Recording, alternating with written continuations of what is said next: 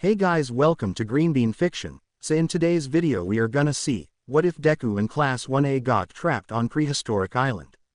Part 1. This story is Clase 1A en la Prehistoria by Izumi_Miyamura 544. Before starting, make sure to hit that like button, as your one like motivates me to bring more stories, and subscribe the channel if you are new so you won't miss our latest videos. This is the story of two people who fell in love by accident, but you might wonder how it all started, so come and find out. We find ourselves at the mall. Here was the entire Class 1A from the prestigious UA school. They were all buying items for their upcoming camping trip in a few days. Everyone was happy. When they all gathered to leave for their dormitories, they were attacked by a group of people. All right class, we've all bought what we needed, so let's head back to the dorms. Class President Tenya Iida spoke. Remember to go upstairs in an orderly fashion. They were all going up. When the last one was left to go up, they were attacked from a distance, and without a chance to fight they fell unconscious, every single member of the class. Remember, don't harm any students. The teacher wants them alive for his experiment, said a man with several hands on his body and one covering his face. Some villains complained to him, but they followed orders.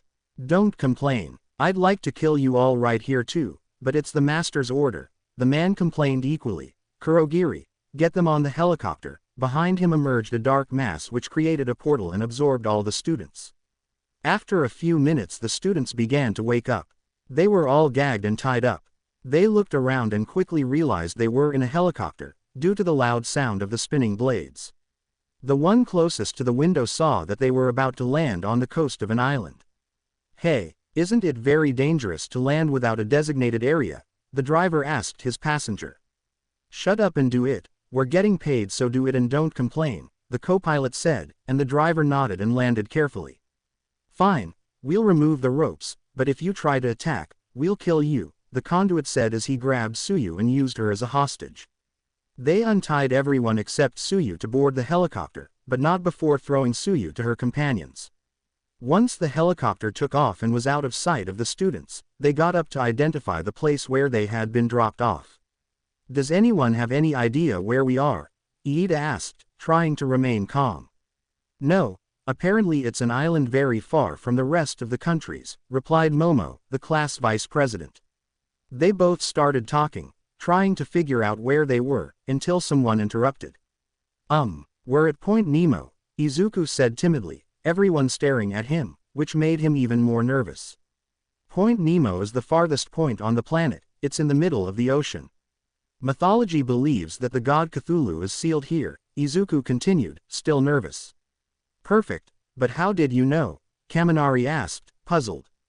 Well, there are some things that give it away, the travel time, the tide and all that, but even so, I didn't know there was an island here, Izuku said, looking around to identify the island, until he saw something that impressed him. What is that? Izuku shouted, pointing at a spot. Everyone focused their gaze on that place. It's a chicken, they all said at the same time. No, you idiots, it's a dodo. Everyone looked at him with doubt, and some were offended by his insult. Okay, so what's so surprising about that? Mineta asked, still looking at the animal. This dodo is supposed to be extinct. It's a Cretaceous animal that lived with dinosaurs like the Baryonyx, Velociraptor, and T-Rex. Izuku shouted excitedly at seeing an extinct animal. Some were surprised to learn that this animal was supposed to be extinct. But how is he alive? Momo asked, still surprised. I'm thinking of two things. One, that the League of Villains has something to do with it, and two, that because it's such a remote location, the meteorite and its effects didn't reach this place. Izuku shared his theories while looking at the giant chicken. They all put that topic aside and began exploring the area separately. They didn't stray far from the site, but they still saw many dinosaurs. They decided to take Izuku along so he could identify them. Girls, why are you taking me to that place? He asked nervously until he managed to see an amazing animal, Triceratops. Incredible! He shouted excitedly. That's why we brought you here. Can you tell us what you know about this Triceratops guy? Mina asked with a smile. Well, it's a herbivorous dinosaur, so it's not dangerous. Just don't attack or provoke it. Its head is very hard, made entirely of bone, and its horns are very hard and sharp, so you don't want it to charge at you at high speed, Izuku said, recalling the information he knew about that dinosaur. That's all I know. It's not much, so I'm sorry, Izuku apologized. They were going to continue talking, but in the distance they heard shouts and curses. As they approached they saw something that could only be described as stupidity. Idiot, Izuku whispered, watching Bakugo being chased by a pack of triceratops. Into the water. They're not good swimmers, Izuku shouted, trying to help his friend. Shut up, Deku, I don't need your help. He yelled angrily, but still followed the advice given and entered the water to a considerable depth. The triceratops retreated, still angry with the young man, but water entered his weak point. Izuku approached Bakugo, who was still in the water. He went closer and put his head underwater to clean off the dirt. As he did so, he saw a giant shark and, frightened, he came out of the water. Kachan, get out of the water, Izuku shouted, worried about his friend. What, Deku, you told me to go in the water, Bakugo yelled, still in the water and trying not to drown. I know, but there's a megalodon in the water, Izuku shouted. Nobody knew what this megalodon was, so they had to ask Izuku to explain. A giant shark over 30 meters long, Izuku yelled, and now Bakugo started swimming quickly to the shore. Okay, I know how to survive here, Mina said, and everyone looked at her, waiting for an answer. With Izuku by our side, we'll know everything on the island. Some nodded, and others said nothing.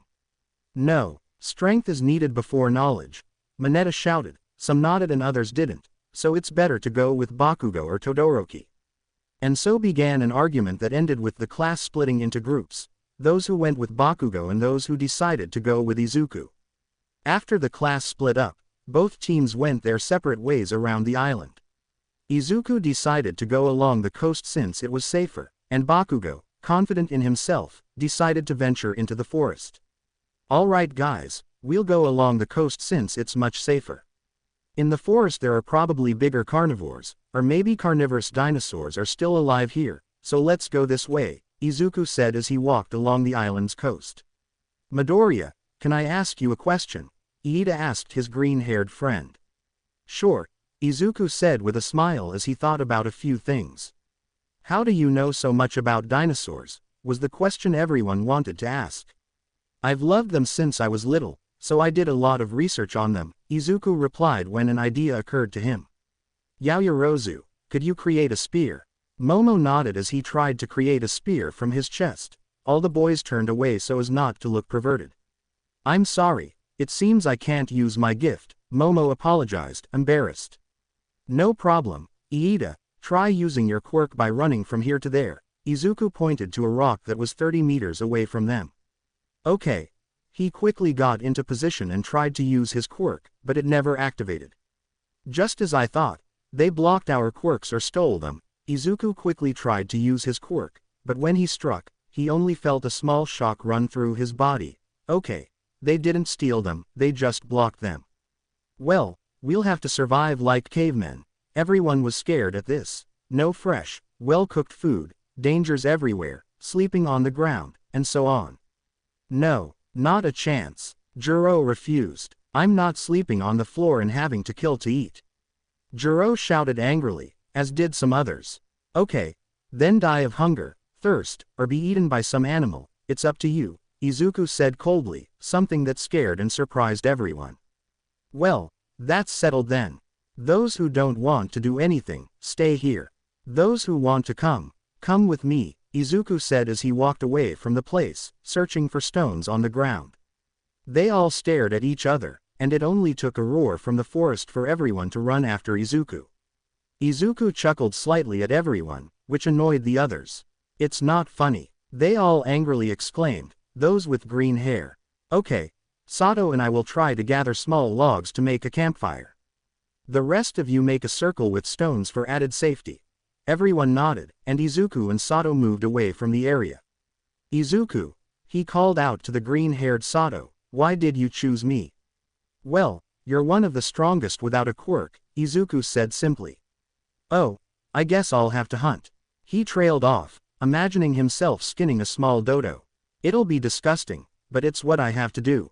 They continued talking while they looked for firewood, until Izuku managed to find a long stick.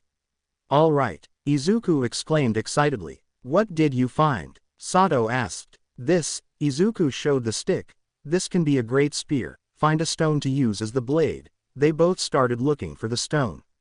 Time passed and Sato found a stone that might be useful. Izuku, will this do? He showed a rather thick and pointed stone. Perfect. Izuku grabbed some leaves from nearby and tore them into small fibers, which he wove together to make a simple rope. A vine would be better, but this will do.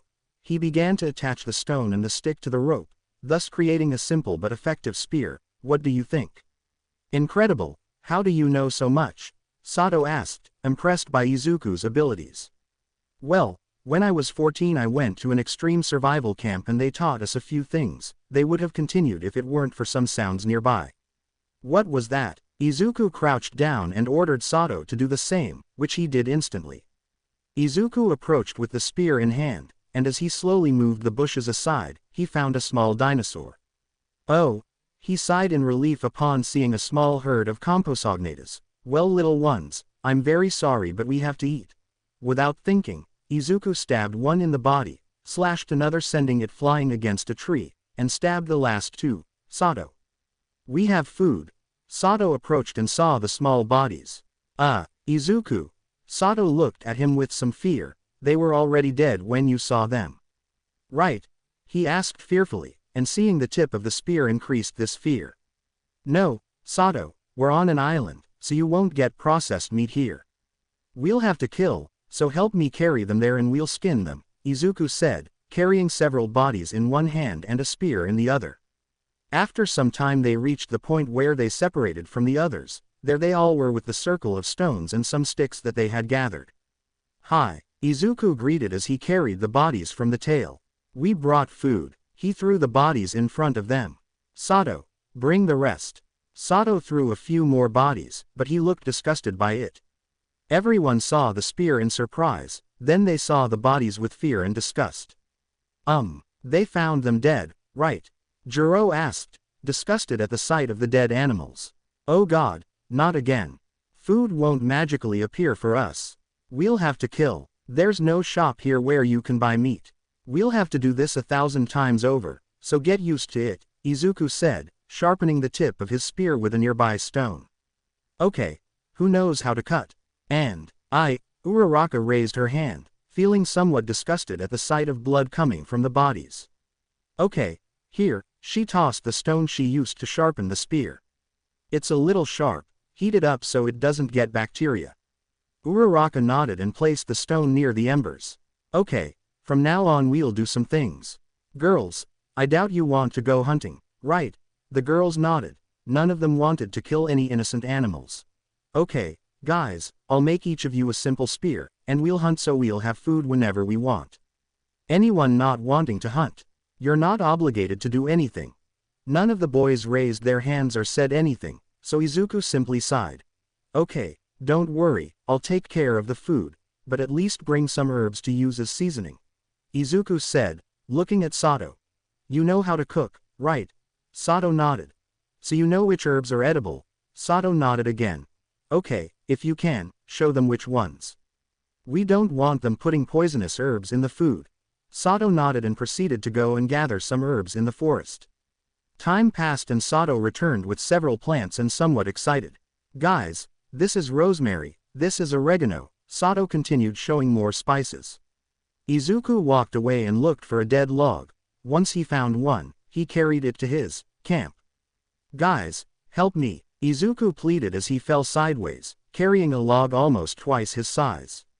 Some boys came over and helped him carry the log, then they placed it near the campfire to use as a seat so he could better watch the Compsognathus meat. Uraraka, is the meat ready yet?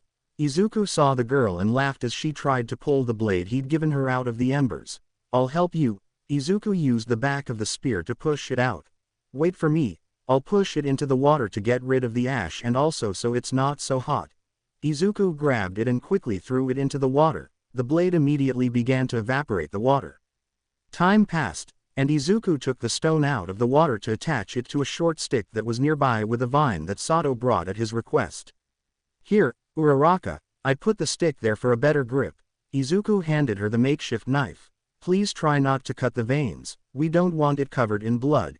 Izuku smiled as he walked away. Time passed, and Uraraka had completely removed the skin from the small animals.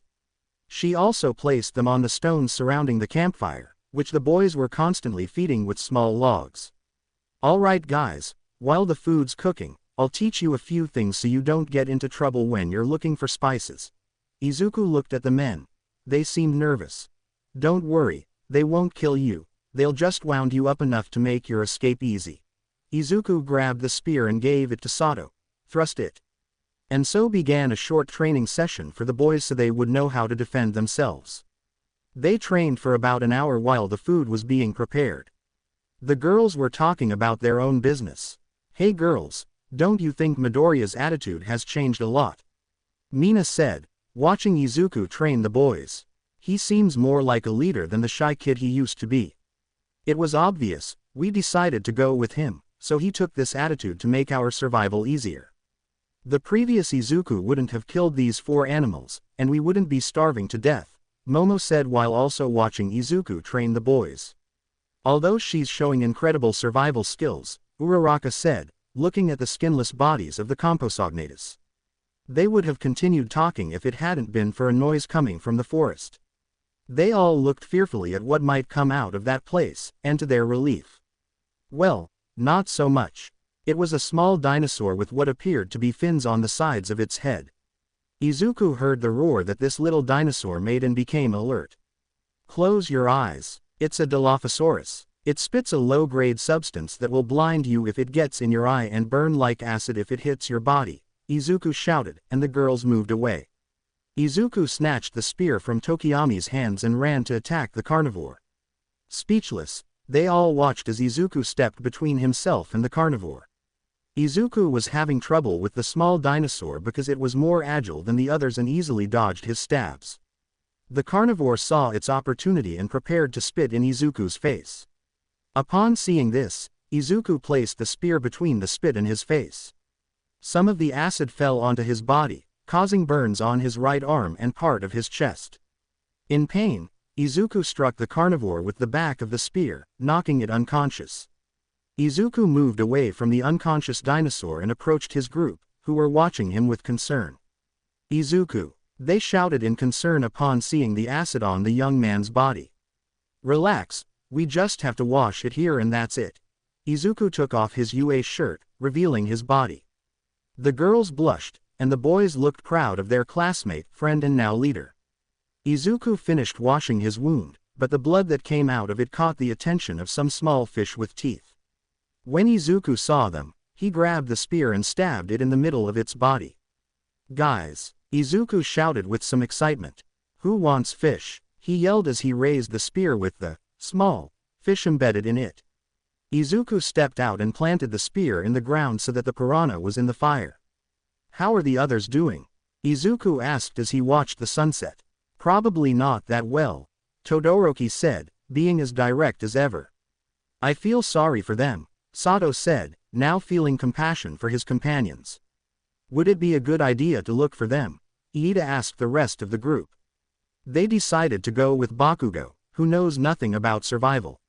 Screw them, Izuku said as he grabbed a body from the campfire and gently crushed it. They're ready now. Izuku took the knife and slowly cut the meat to begin eating.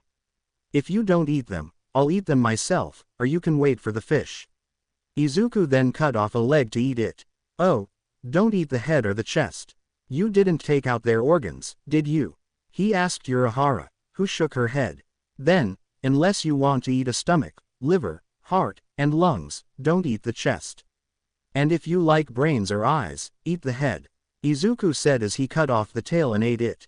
Everyone finished eating except Jiron and Momo, who waited for the fish. Everyone watched as Izuku grabbed the remaining food from the other members and took it to the unconscious body of the Dilophosaurus. Izuku, what are you doing? Iida asked, seeing what Izuku was doing. Well, I only knocked him unconscious, so he must be hungry, Izuku said, slowly approaching as everyone watched him with concern. The small carnivore woke up upon hearing Izuku's footsteps, Seeing him wake up made Izuku somewhat nervous, but he still continued to approach. "Hey little one, I know you're hungry, so how about we get along for now?" Izuku spoke to the animal without waiting for a response as he slowly brought his hand closer, holding the compy's head and body. The little dinosaur couldn't stand the hunger and let Izuku approach. Once next to the dinosaur, Izuku placed the carcasses in front of it to eat and tried to pet it. The dinosaur allowed itself to be petted while it ate. It seemed to like Izuku. "All right, little one, we're leaving," Izuku said, giving the dinosaur one last pat and walking away, leaving it to eat in peace. "Now, gather everything we might need again, knife and spear." Izuku grabbed both and put the knife in a poorly made sheath he'd fashioned from the compy's hides. He held the spear in one hand, removing the fish from the tip. "Here, eat this on the way," Izuku said, giving the fish to the girls who hadn't eaten. "Watch out for the bones." Once they had gathered everything, they began to move away from the place. The little dinosaur, seeing them far away, ate everything faster and followed them from a distance. The small group decided to venture a little deeper into the forest. All the boys were alert to any danger, while the girls looked for sticks and stones so that Izuku could make more spears and not be the only one fighting if necessary. Once the group was near a mountain, Izuku began to feel that they were being stalked, so he went on guard, something his companions noticed. The closer they got to the mountain, the more they felt like prey about to be hunted. Once they were next to the mountain, they were attacked by three 170 centimeters tall dinosaurs that walked on two legs. Izuku attacked the one that seemed to be the leader, attacking its right leg and making a fairly deep cut. "Behind me, quickly," Izuku ordered his companions. But Iida tried to speak but was interrupted by Izuku. "That's an order. Back me," I shouted even louder now as I held the small pack at bay. Everyone nervously hid behind Izuku. Seeing them safe, he shifted from defense to offense, attacking with renewed force and targeting vulnerable points like the eyes, chest, head, and legs. After deeply wounding one of the leader's legs and seeing him trying to flee, Izuku grabbed his spear with one hand and hurled it with force, piercing the dinosaur's leg completely. The groan of pain and the sight of blood were enough to frighten the remaining dinosaurs, who quickly fled upon seeing their leader in critical condition. Once he had calmed down, Izuku approached the dinosaur and, seeing him on the ground, mercilessly grabbed the spear's handle and forcefully yanked it out of its socket. The dinosaur roared in pain. The roar was so loud it made Izuku's companion's skin crawl. The small dinosaur that had been following them from a distance approached Izuku, who, upon recognizing the small carnivore, bent down to stroke its scaly head. "Hey little one, what are you doing here? It's dangerous for you, can't you see the size of the carnivores around here?" Izuku stroked the dinosaur like a dog, and the dinosaur didn't seem to complain or get uncomfortable. "Oh, I see, you want to be our friend?" Izuku asked. The dinosaur seemed to understand every word Izuku said, so it shook itself happily. "Great, but first we have to finish something here." Izuku turned his gaze back to the large dinosaur. "Will you help me?" Izuku whistled as he aimed at the dinosaur on the ground, and the small creature lunged, spitting its acid as it bit into the dinosaur's body, continuing until it was dead. "Your acid is very useful." Quote. Izuku looked at the acid on the dead dinosaur's body and ran the tip of his spear over it. "Let's see what this can do." Izuku attacked a Compsognathus that had approached to eat the raptor leader of the pack. The moment he made a small cut on the compy's body, the acid began to burn the small dinosaur's skin, paralyzing it with pain. "It seems to have a paralyzing effect," Izuku thought, beginning to think of many ways to use the Dilophosaurus's acid. "But for now, let's." Izuku approached with his companions, still holding the spear in his hand. "Izuku, behind you!" they shouted, and Izuku turned around, seeing his now new friend. "Oh yeah, he's the one I fed earlier. He seems to like me, so he'll be our new companion and my helper in the hunt," Izuku said while petting the small dinosaur. "Now that I think about it, we should give you a name." Everyone was shocked. Izuku not only killed several animals that would be very difficult to live with, but he also killed one of his teachers. "Oh, and its acid is very useful, look," Izuku said, showing the tip of the spear, which had a green liquid on it. "Okay, enough talk, let's move on." We're not staying here to sleep, Izuku said, seeing that it was night. Around 9:30, 21:30, we'll go back to the coast.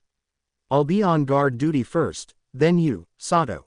You were the most outstanding in the spear training, and finally you, Todoroki. The group headed to the coast and made beds of leaves so they could sleep.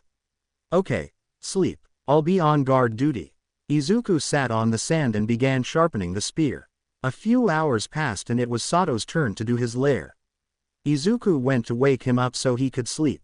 And so the night passed. Once day broke, Izuku woke up at 6 a.m. and proceeded to wake the others, but not in a nice way.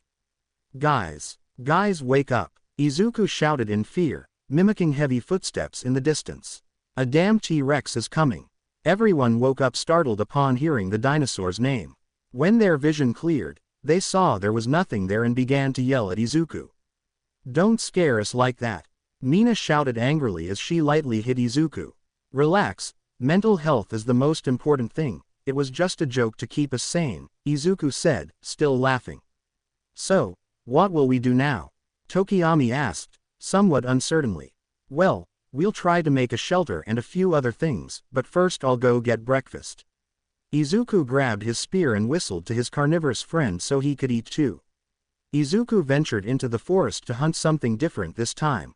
Hey, I feel kind of bad about leaving all the work to Midoriya, Iida said as he watched his friend walk away. He asked us for help but never forced us to do it. I feel bad too, but I don't have the stomach to kill, Sato spoke this time while gathering some plants. I know, but he's taking on the role of leader. He sacrificed himself for our safety twice, once against that Dilophosaurus and once against those two-legged dinosaurs. I feel like we haven't done anything for him, Iida said, feeling guilty and useless for not contributing to survival. Just drop that subject, focus on doing our job and being of some use to you if that's what you want, Todoroki said while looking for some plants. And so ended their little chat, while Izuku was lamenting having left the body of the giant raptor behind. Oh, damn it, why did I have to leave that raptor body behind? Izuku cursed himself for his stupidity. Hey, do you think I could kill a triceratops? He asked his small, scaly companion. Can you spit your acid here, please? Izuku asked the dinosaur, who obeyed and spat onto the tip of the spear. Thanks. Izuku shook the spear, removing the excess acid. Now to hunt something big, Izuku went in search of a large animal. Meanwhile, with the girls. Oh, I'm starving. How long will you be, Midoriya? Mina shouted into the air. Mina, don't complain, he's taking all the hard work off our hands, the hunting, so we don't have to do it. Momo scolded Mina for her lack of gratitude, so it's pretty obvious it'll take time, it won't always be an easy hunt. I know, but can you hurry up a little more? I'm starving, Mina screamed while kicking her legs like a little girl. Girls, what if we start making a campfire? That way we only have to light it when Izuku arrives, Jiro said as she stood up from the sand. They all attended and got up to start making a bonfire. Izuku seemed to be having trouble. Why? Apparently, he got overconfident and fought a pack of 3 triceratops. Luckily, his friend managed to kill one, and he weakened the other, leaving it in critical condition. Only one remained, and by default, the strongest. Both the green-haired boy and the dinosaur were exhausted, so Izuku carried the small dinosaur on his back and ran into the water. He went into a fairly deep dive and waited for the triceratops to move away. Minutes passed, and it did. The leader left, but not before taking one last look at his former companions. Izuku got out of the water and carefully placed the small dinosaur on the ground. Izuku grabbed the horns on the triceratops' head and, with a few branches and vines, made a platform to drag the bodies of both giant herbivores. A long time passed, and Izuku finally arrived at the camp. Everyone was excited to see him because they could finally eat something. When they saw him dragging something, they were a little confused, but when that something came into view, they were not only surprised but also very excited. The men quickly approached to help Izuku, and the 5 of them carried the 2 bodies to the camp. Thanks for your help. I was lucky they were small and not too big. One alone can weigh over a ton, but between these 2 teenagers, they make 100 kilos. Someone will have to hunt for me tomorrow. My muscles are killing me from dragging this for over 100 meters. Izuku chuckled slightly. So, what did you guys do while I was gone? Izuku looked around and only saw a campfire and a large pile of sticks. Well, something's better than nothing. Oh, Sato, guess what? Izuku called to him. Sato looked at him doubtfully. I found this. Izuku pulled out a completely flat stone, and everyone looked at him confused. You can cook in this. Look, it's like a frying pan. Hearing that, Sato got a little excited and started preparing many things in the frying pan that Izuku had brought him. Izuku took the knife out of its case. Uraraka stood up to begin cutting the skin of the great animal. Don't worry Uraraka, I'll do it this time. It has really thick skin, so let me handle it. Izuku cut off a leg, then removed the skin and claws, also taking out the bone. Sato, here's one for you. Izuku handed the leg to Sato, who placed it on the rock above the campfire. Oh right, I forgot about you. Izuku, with effort, pushed the body up and gave it to the small dinosaur, which began to eat the herbivore. Izuku kept the skin to use later. Once he cut off the legs, he cut open the dinosaur's chest, thus opening the dinosaur in half. Girls, don't turn around, please. The girls nodded without turning behind them, where Izuku was dismembering the animal. Izuku removed the organs and gave them to the small carnivore, who seemed to enjoy the organs more than the meat. Then he peeled the skin off the Triceratops back and saved it for later use. Izuku cut the meat between the ribs to use the ribs. Izuku spent 30 minutes skinning the Triceratops, finishing with the skull, which was what he wanted to use. He used the armor on the Triceratops skull to make a shield, tying a vine to it to make a grappling hook so he could protect himself more easily. Guys, he called, drawing everyone's attention. Look, Izuku displayed the skull, now repurposed as a shield. This will make exploring the area easier. He set the shield aside. So, is the food ready? Sato denied it, and Izuku returned to his space, which was filled with bones. Izuku grabbed his spear and removed the stone from the tip. With the stone, he began to sharpen a bone he held in his hand. After a few minutes, the bone was quite sharp, so much so that it easily pierced the thick skin of the Triceratops. Wow, it's better than I thought. Izuku admired his new spear. How about we make you prettier? Izuku spoke to his spear, starting to grab some leftover bones to grind them and use the powder to make a pattern. He placed some others on the spear shaft. Finally, he used some Triceratops hide to make 2 grips for the spear. He also used some hide, sticks, and string to make a pouch, so he wouldn't have to carry the spear all the time. He placed this pouch on his right side for quick access. The spear ended up looking more intimidating than a simple stick and a stone. Izuku, that's it. Momo was about to speak when she saw Izuku testing his spear, the food. Oh, hi, I'm coming, let me put it away. Izuku put the spear away and went to wait for his food. I'm thirsty, Mina complained, wanting water. Izuku, don't you have any water? No, but I can go to the nearby river, you'll just have to wait for me a while. Izuku grabbed his spear and knife to head towards a nearby river. Mina, can't you see he's tired from hunting and dragging this around? Jiro exclaimed to the pink-skinned girl while pointing at the meat Izuku had brought them. It doesn't matter, he's our leader, he should be concerned about our needs. Mina said, her tone angry at her friend's complaint. What do they have to do with him being our leader? He won't give us everything on a silver platter. What will you do tomorrow? He said it himself. Someone will have to hunt for him since he'll wake up with muscle pain. Tomorrow he won't be able to bring you water, tomorrow he won't be able to defend us if we need him. Tomorrow we'll be defenseless. Any carnivore could make us its prey, Momo said, a little angry at her companion's lack of understanding. Tomorrow no one will go hunting. Don't you see he brought 2 enormous dinosaurs? Mina turned around and saw only one skeleton and many bones scattered about. What happened to the other body? Izuku's pet ate him. It's a carnivore, obviously it needed to eat. Jiro said while laughing at the pink-haired girl's face. What was your plan?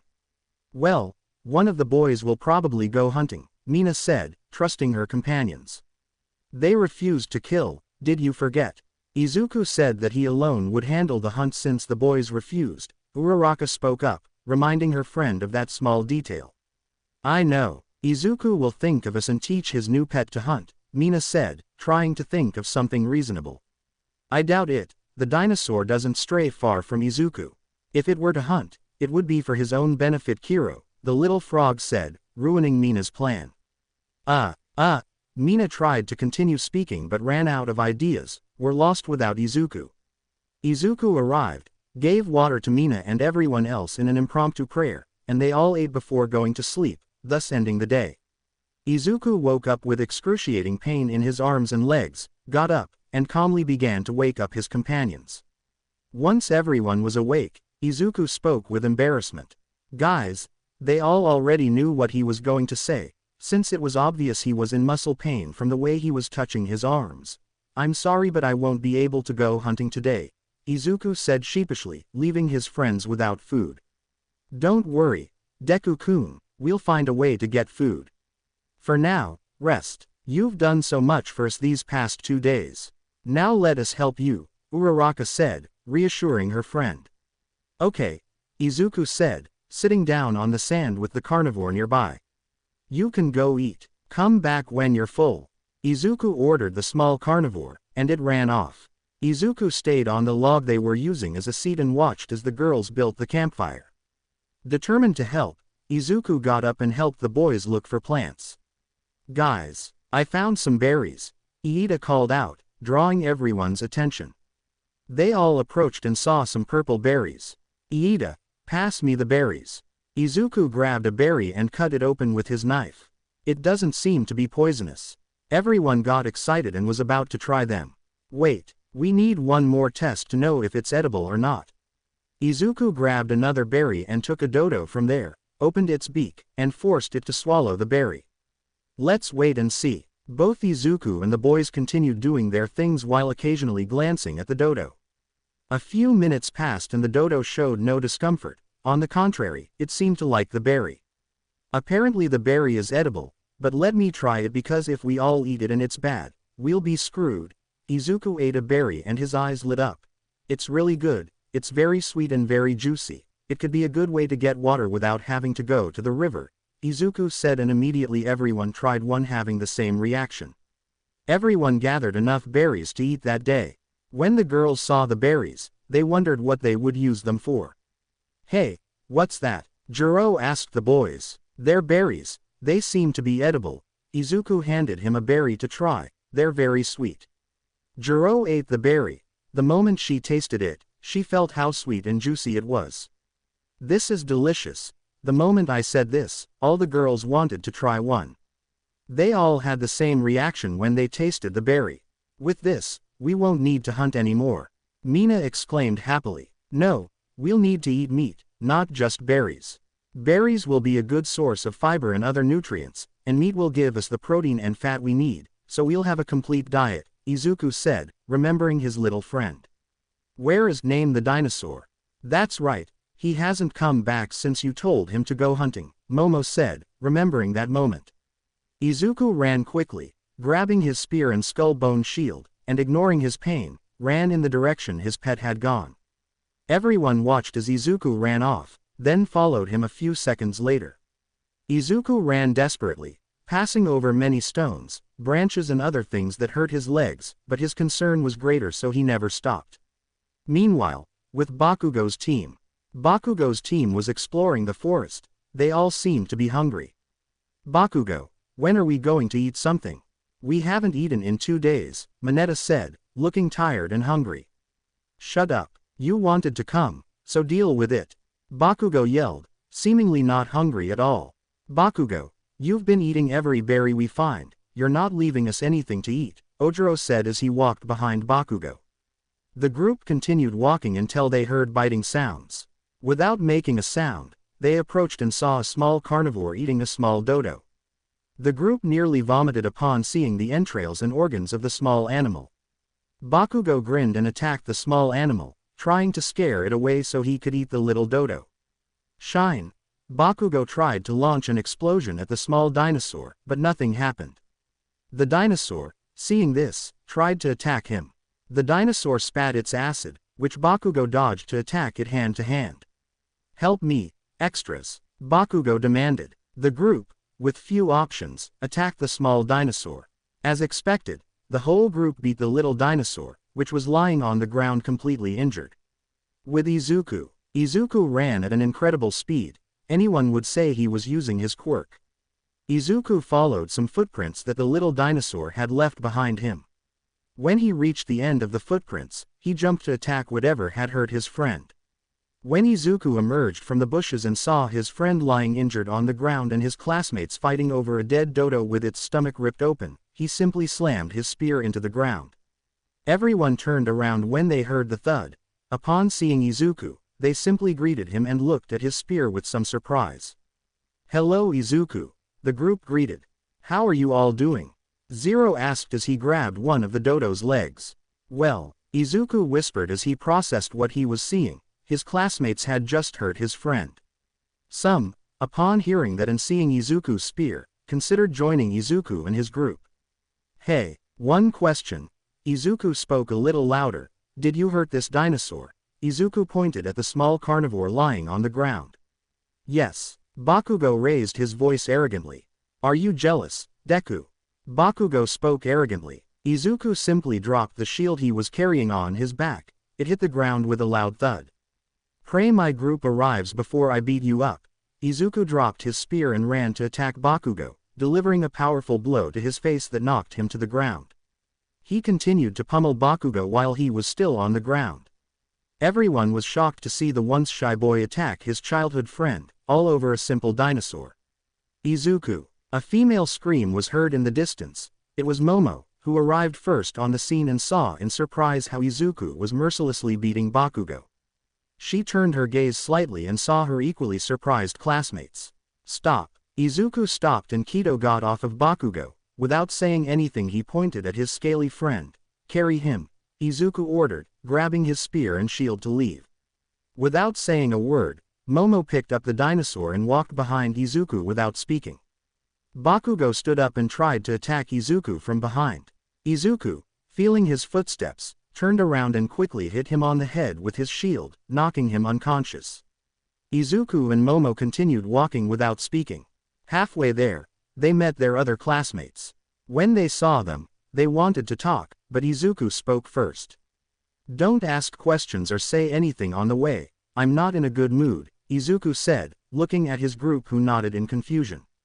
The journey was silent and uncomfortable for everyone, even for the dinosaur. Once at the camp, Izuku grabbed the dinosaur from Momo's arms and laid it on the ground.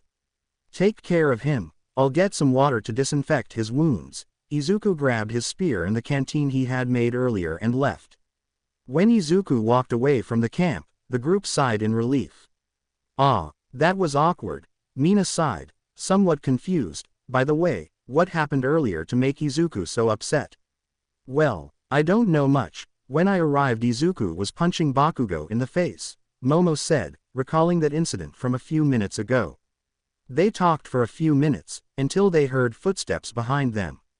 They thought it was Izuku, so they turned around and saw their classmates. "What do they want?" Momo asked seriously. Apparently, she was also angry that they had harmed the dinosaur. We wanted to go with Izuku.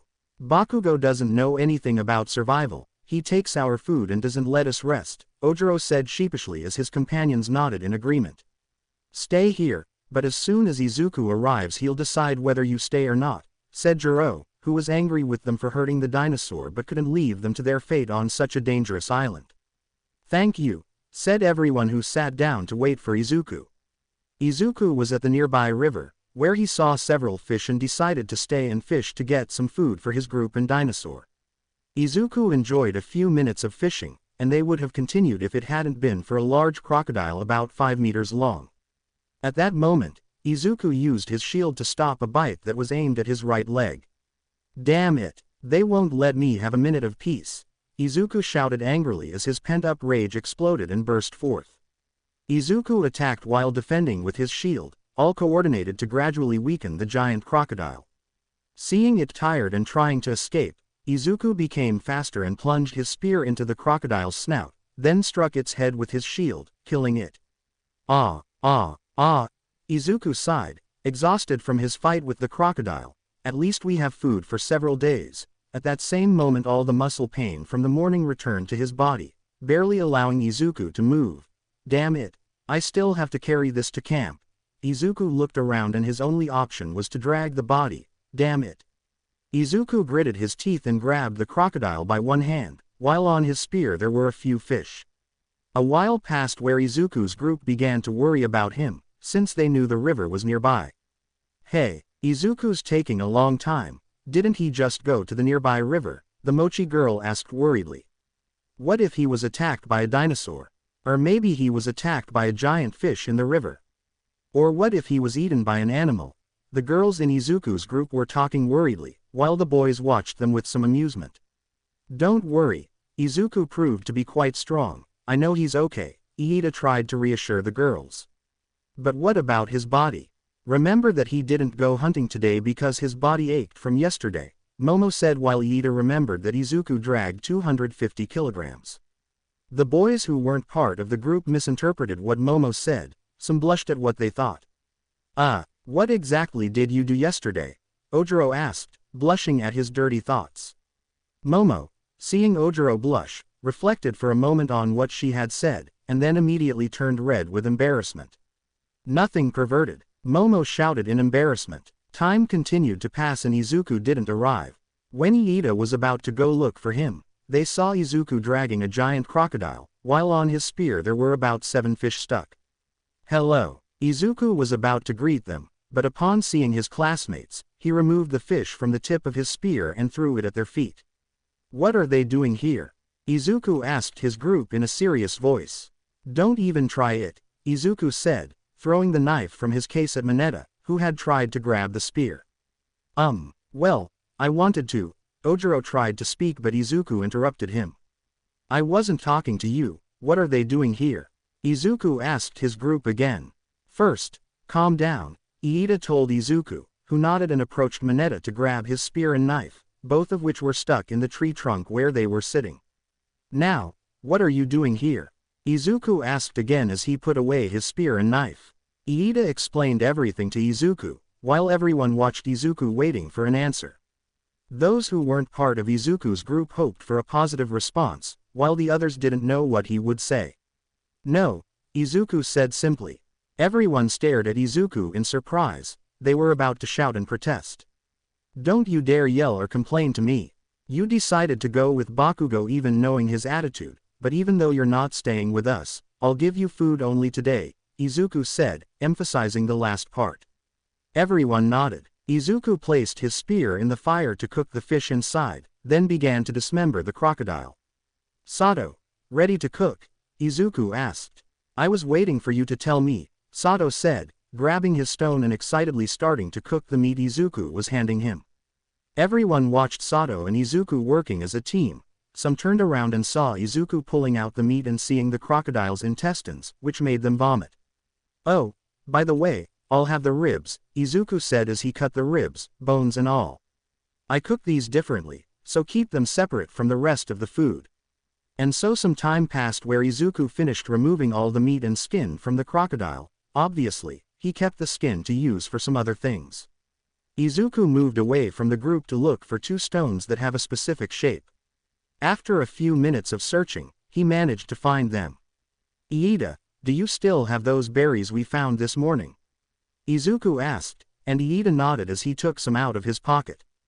Thanks. Izuku grabbed the berries and began to combine them with some plants that served as seasonings, thus making a sauce. Sato, try this. Izuku handed me the stone that had the sauce. Okay.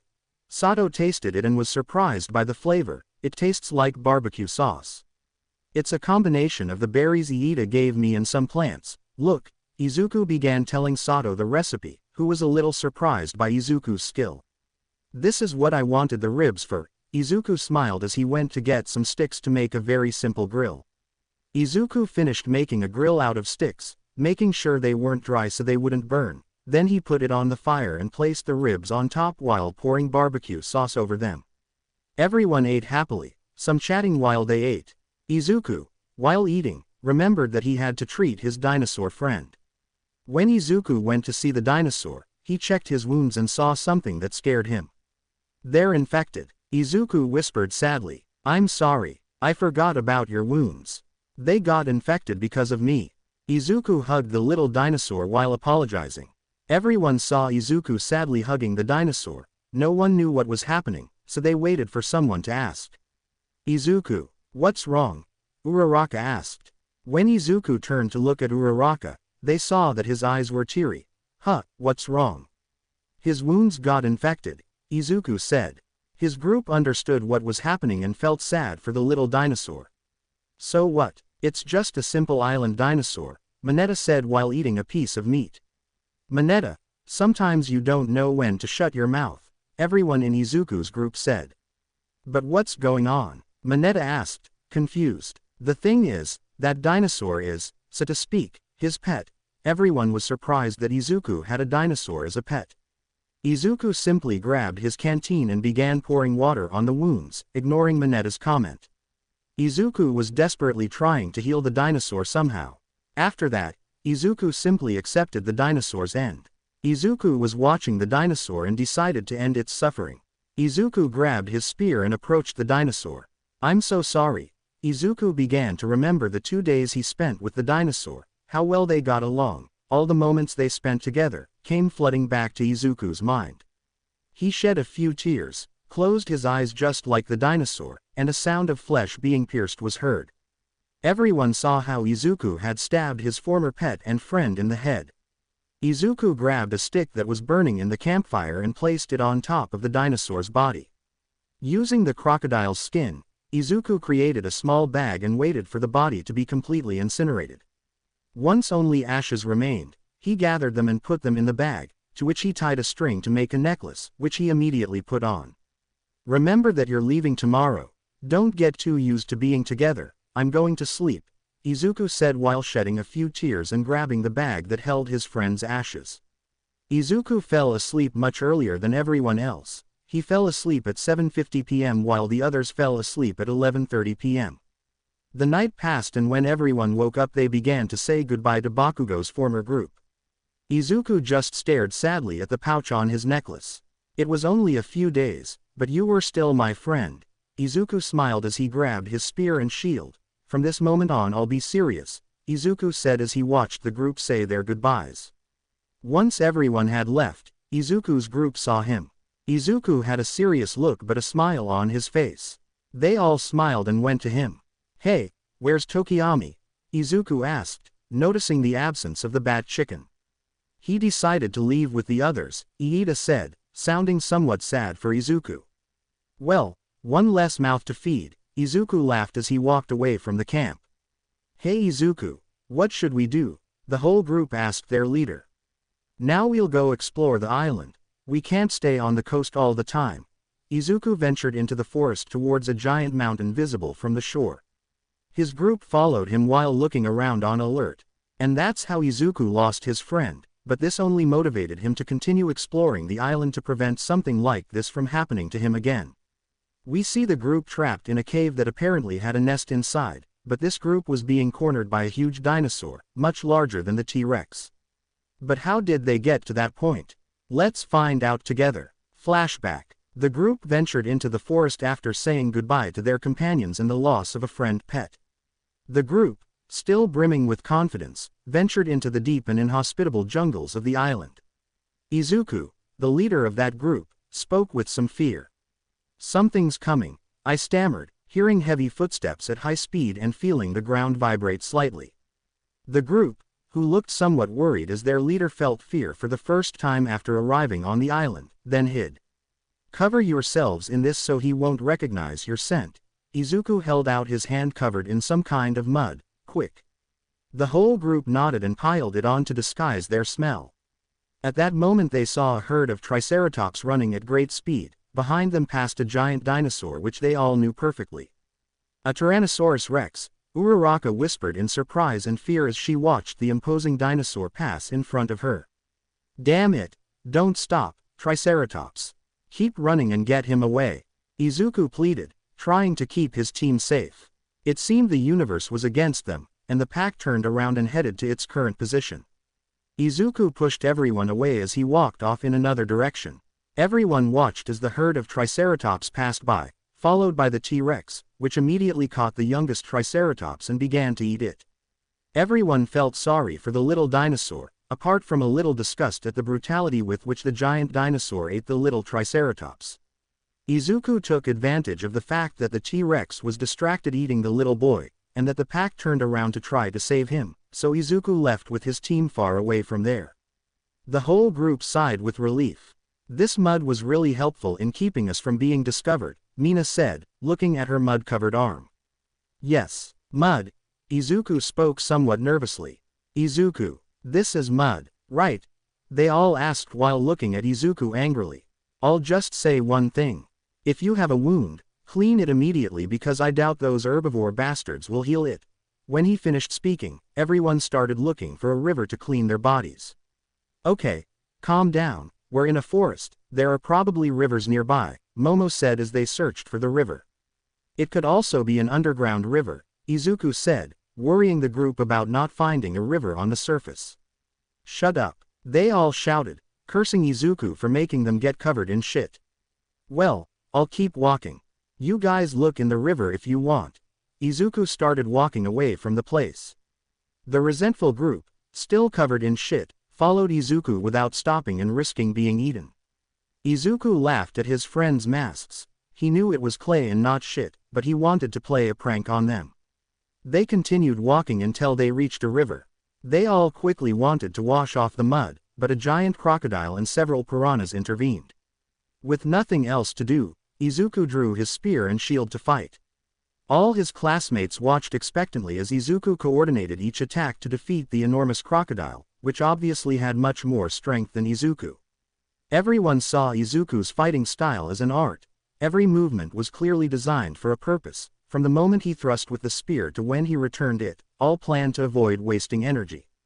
Every movement generated even the slightest damage, which Izuku used to his advantage to keep the crocodile at bay. But the crocodile let out a loud roar, and in a matter of seconds, he had more than 4 crocodiles in front of him. Izuku began to have problems. Every time one crocodile finished its attack, another began, and they continued like this for a while. Then something happened that no one expected. Izuku's shield began to crack. He noticed this and decided to use the last of its strength to try and do something. He held it up in front of him and, like a triceratops, charged at all the crocodiles, leaving them dizzy and some knocked out. As expected, the shield couldn't withstand any more and shattered into many pieces. Izuku sheathed his spear and grabbed the hands of some of his companions, telling the others to follow him. They walked away until they were facing a giant forest of redwood trees. Izuku saw the trees and noticed some kind of giant cats clinging to them, so he decided to move away from there for the time being. The group decided to return to the coast as night was falling. During their search, they found a rather old chest. Izuku opened it and found what appeared to be a map of the entire island. The area where the map was located was marked on it. Izuku continued searching the chest while putting the map away and found a note with information about a dinosaur they had never seen before. Giganotosaurus. I've never heard of it, Izuku said, reading the note. Apparently this island was once inhabited by humans, he said, looking at what appeared to be a ruined house. But isn't that strange? I mean, we're over 1,000 kilometers from the nearest island, how could someone have lived here? Uraraka asked, confused. Uraraka, the Earth is constantly changing. 1,000,000 years ago, America was joined to Russia, China was separate from Russia, and Oceania was where America is now. This island may have once been a continent itself. Momo spoke, being the most knowledgeable about geography.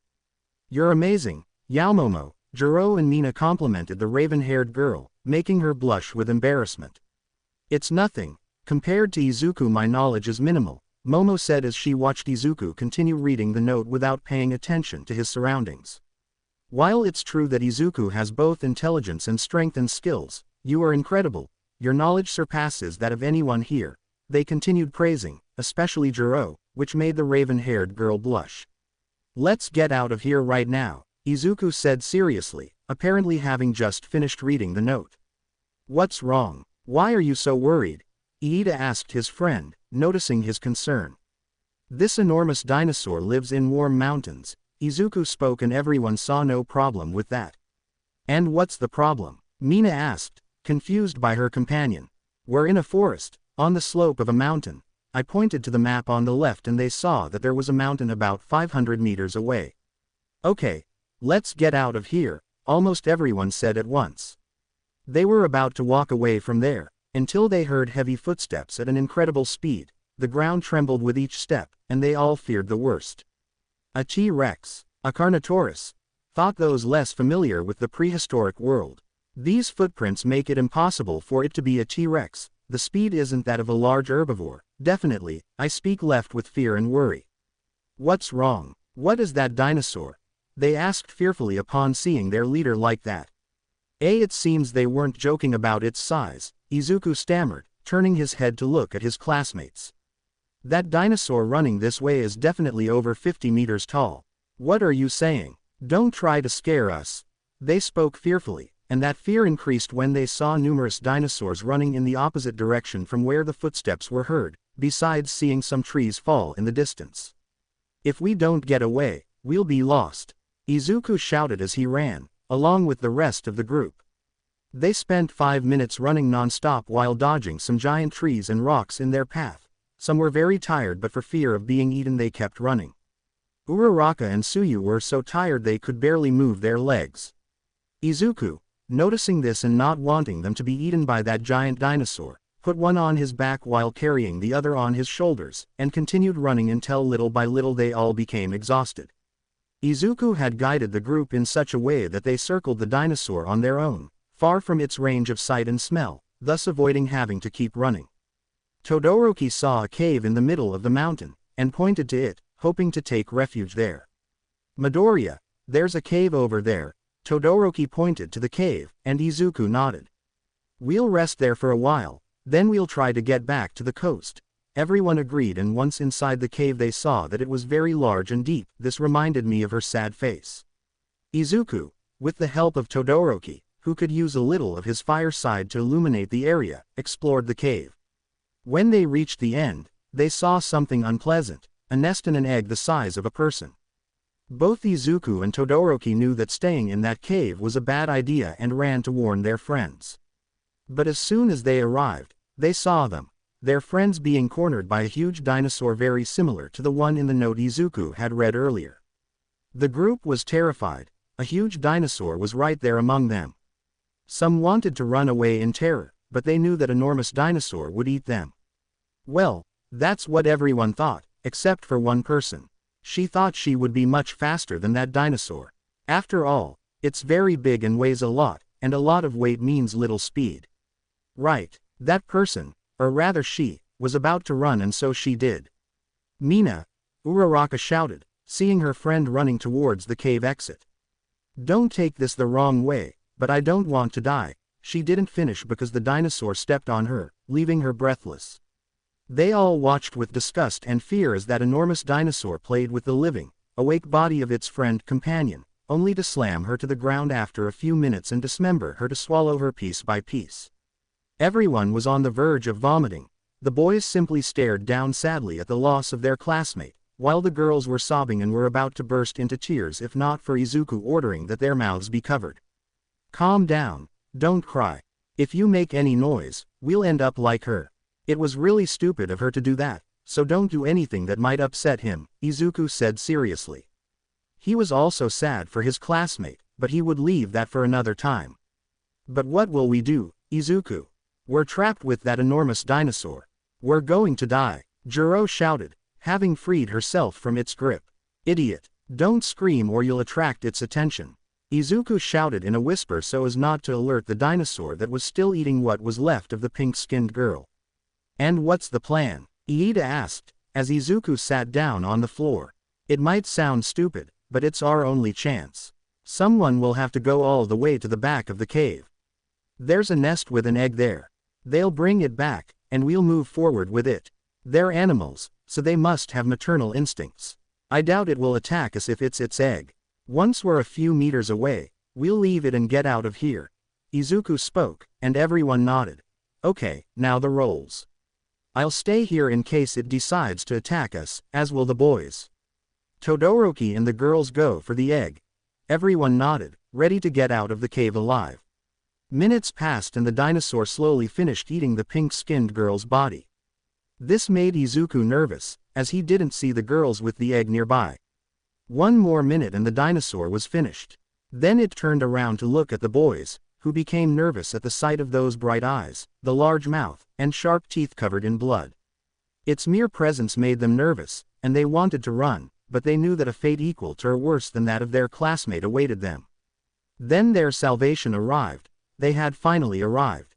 The girls, with Todoroki's help, carried an egg the size of a person, carrying it with extreme care so as not to break it. Izuku grabbed it and stood in front of everyone and gave the signal to start walking. Izuku was a little ahead of the others.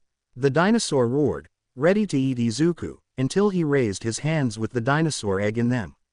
The dinosaur quickly calmed down. Her maternal instincts took over for the boys.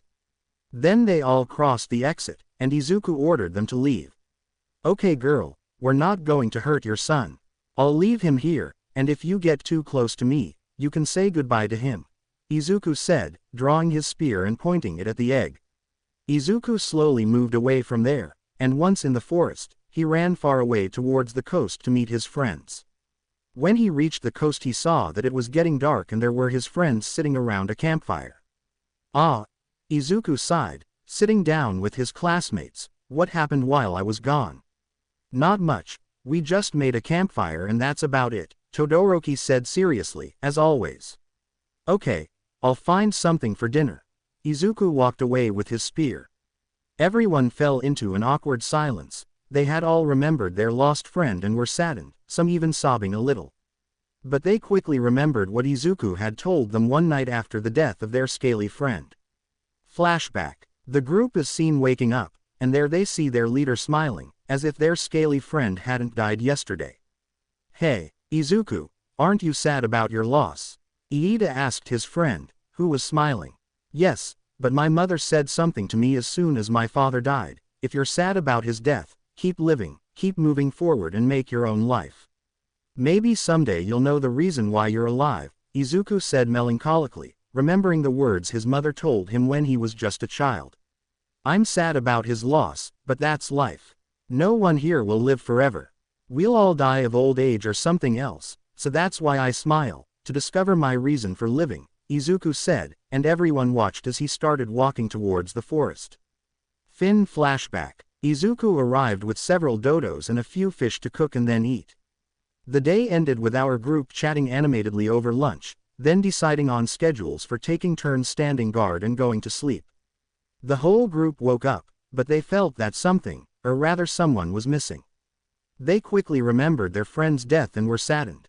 Even so, that didn't stop their leader, who spoke with a smile and authority. "All right, yesterday we suffered a great loss with our comrade Mina.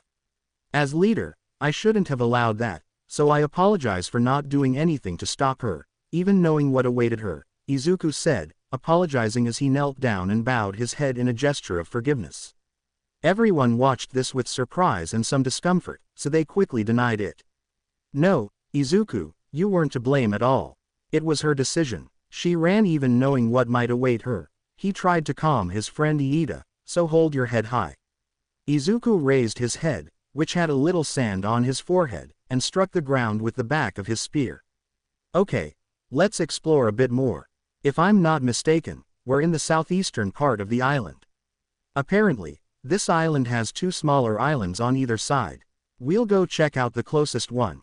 Izuku noted their location on the map and then pointed to an island shaped like a croissant, although according to the map it was called Turtle Island. They all attended and set off for that island. The map showed that it was somewhat far away, so they could only see it from a distance. They all estimated the walk would take about an hour.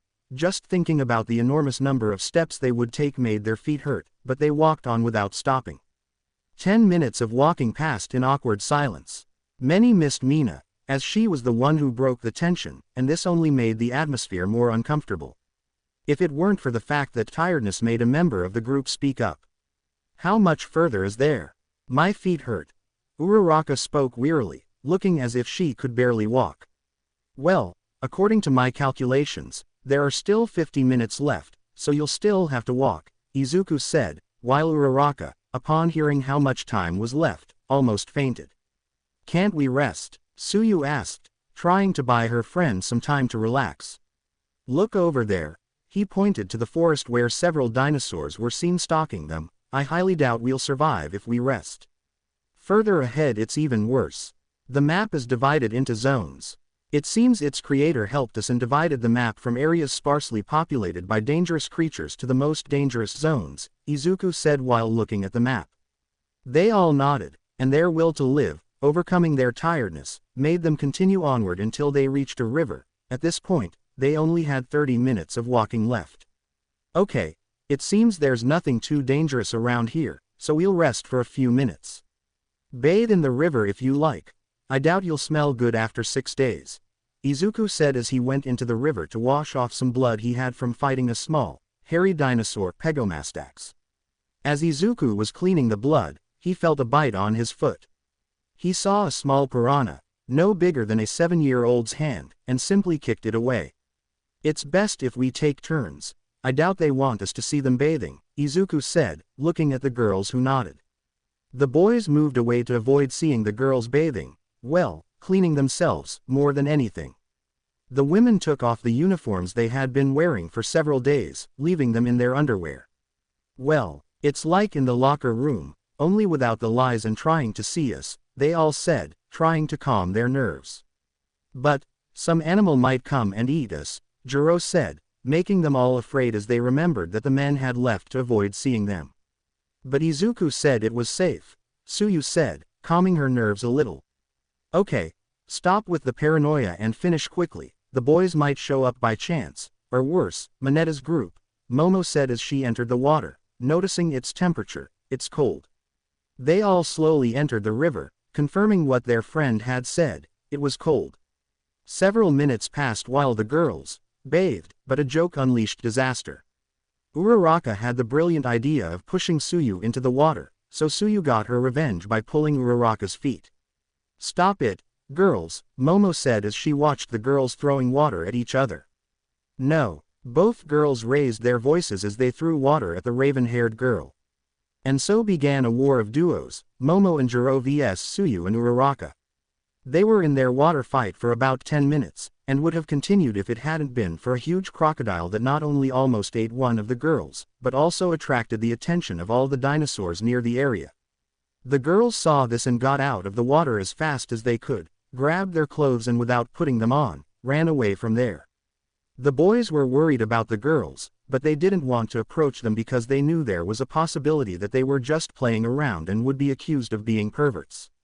But Izuku, not caring about this, went to the river to see if they were all right. When he got close, he saw the girls running in his direction. They hadn't put their clothes on, so Izuku already had a feeling what had happened.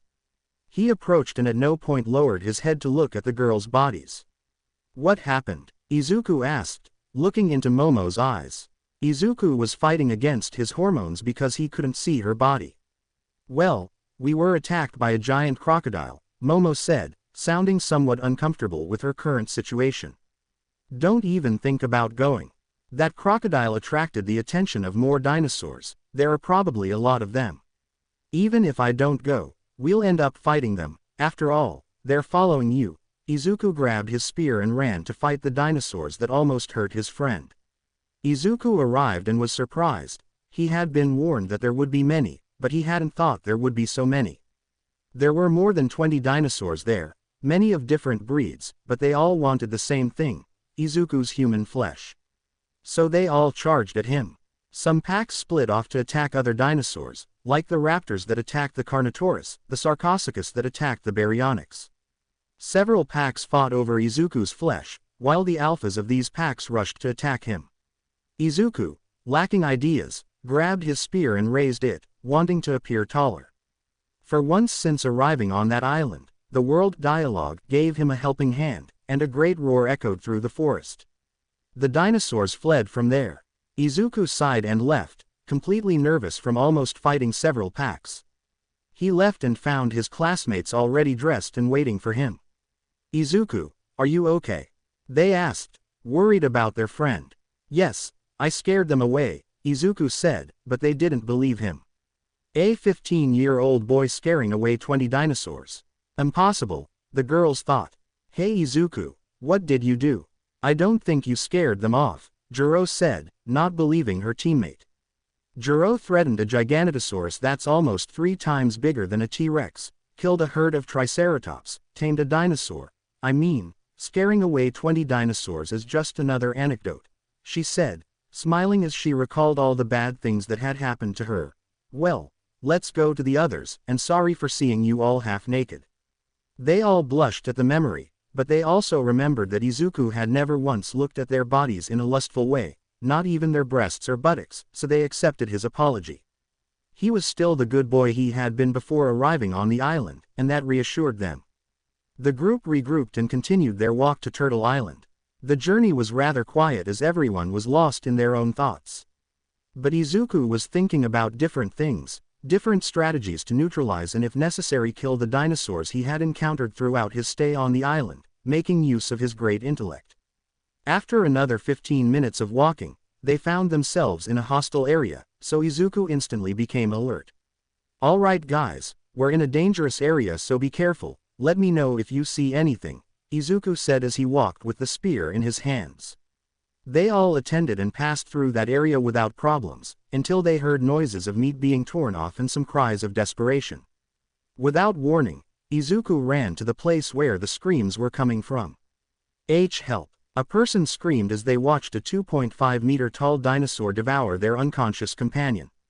Izuku jumped out of the bushes and recognized the people. They were 2 of his classmates. Mineta. Izuku watched as Mineta tried to run and leave the unconscious person behind. Izuku, please help me, Mineta pleaded, begging for help from the green-haired boy.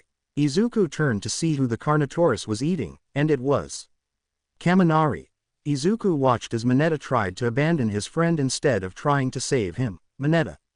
You want to be a hero, right? Mineta nodded, still scared because he saw how the dinosaur was about to finish. Why yes. That's why you should help me. Help your partner. Mineta shouted, which started to irritate Izuku. Okay, but save him first. Izuku pointed to Kaminari who was being torn apart by the Carnotaurus. But, he's dead. Mineta raised his voice, not wanting to risk his life for someone who was already dead. So what? You want to be a hero? I'll only help my fellow heroes, not incompetent, hypocritical, narcissistic idiots who only think about themselves. Mineta, do the world a favor and die. Izuku grabbed a rock and threw it at the Carnotaurus's face, then ran, causing the Carnotaurus to chase Mineta. Izuku returned to his group with a smile, which caused a bad feeling among the entire group. Apparently, the screams weren't from anyone, Izuku said with a smile, while screams of pain and suffering, along with many curses directed at Izuku and complaints about dying a virgin, echoed from the forest.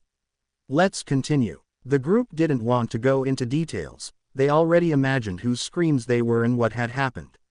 So they set out to follow Izuku towards the island, which was giving them many problems along the way. Okay, only 10 minutes left, everyone excited. They picked up the pace until they were running. Wait, Izuku didn't finish because of an attack by a large dinosaur, being recognized by everyone. The T-Rex, this enormous dinosaur, attacked the person closest to it, who was Jiro. She watched as those enormous, sharp teeth approached her. Suddenly, she felt a push and fell to the ground. She looked up and saw the dinosaur. Eat, Izuku.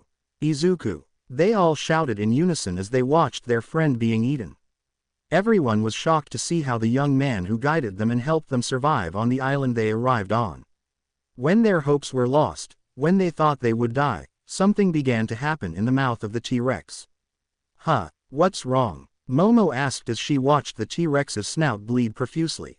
Everyone thought it was Izuku's blood and they became even sadder, but even more blood came out of him, to the point that it was almost double what a human body normally has. This surprised them since there were more than 12 liters of blood coming out of him. Out of nowhere, the imposing dinosaur fell to the ground. Everyone watched in surprise and slowly approached. What happened? Iida asked, surprised by what had just happened. Someone approached and measured his pulse, in addition to checking his breathing. It's dead, Momo declared, and everyone looked at the enormous dinosaur's corpse. But who or what killed it? Uraraka asked without taking her eyes off the corpse. How much is a whole T-Rex skeleton worth? Uraraka thought while imagining enormous sums of money. Maybe. No. Impossible. I don't think so. Momo murmured as she thought about why it died. Momo turned to look at the dinosaur's mouth, but it's still possible.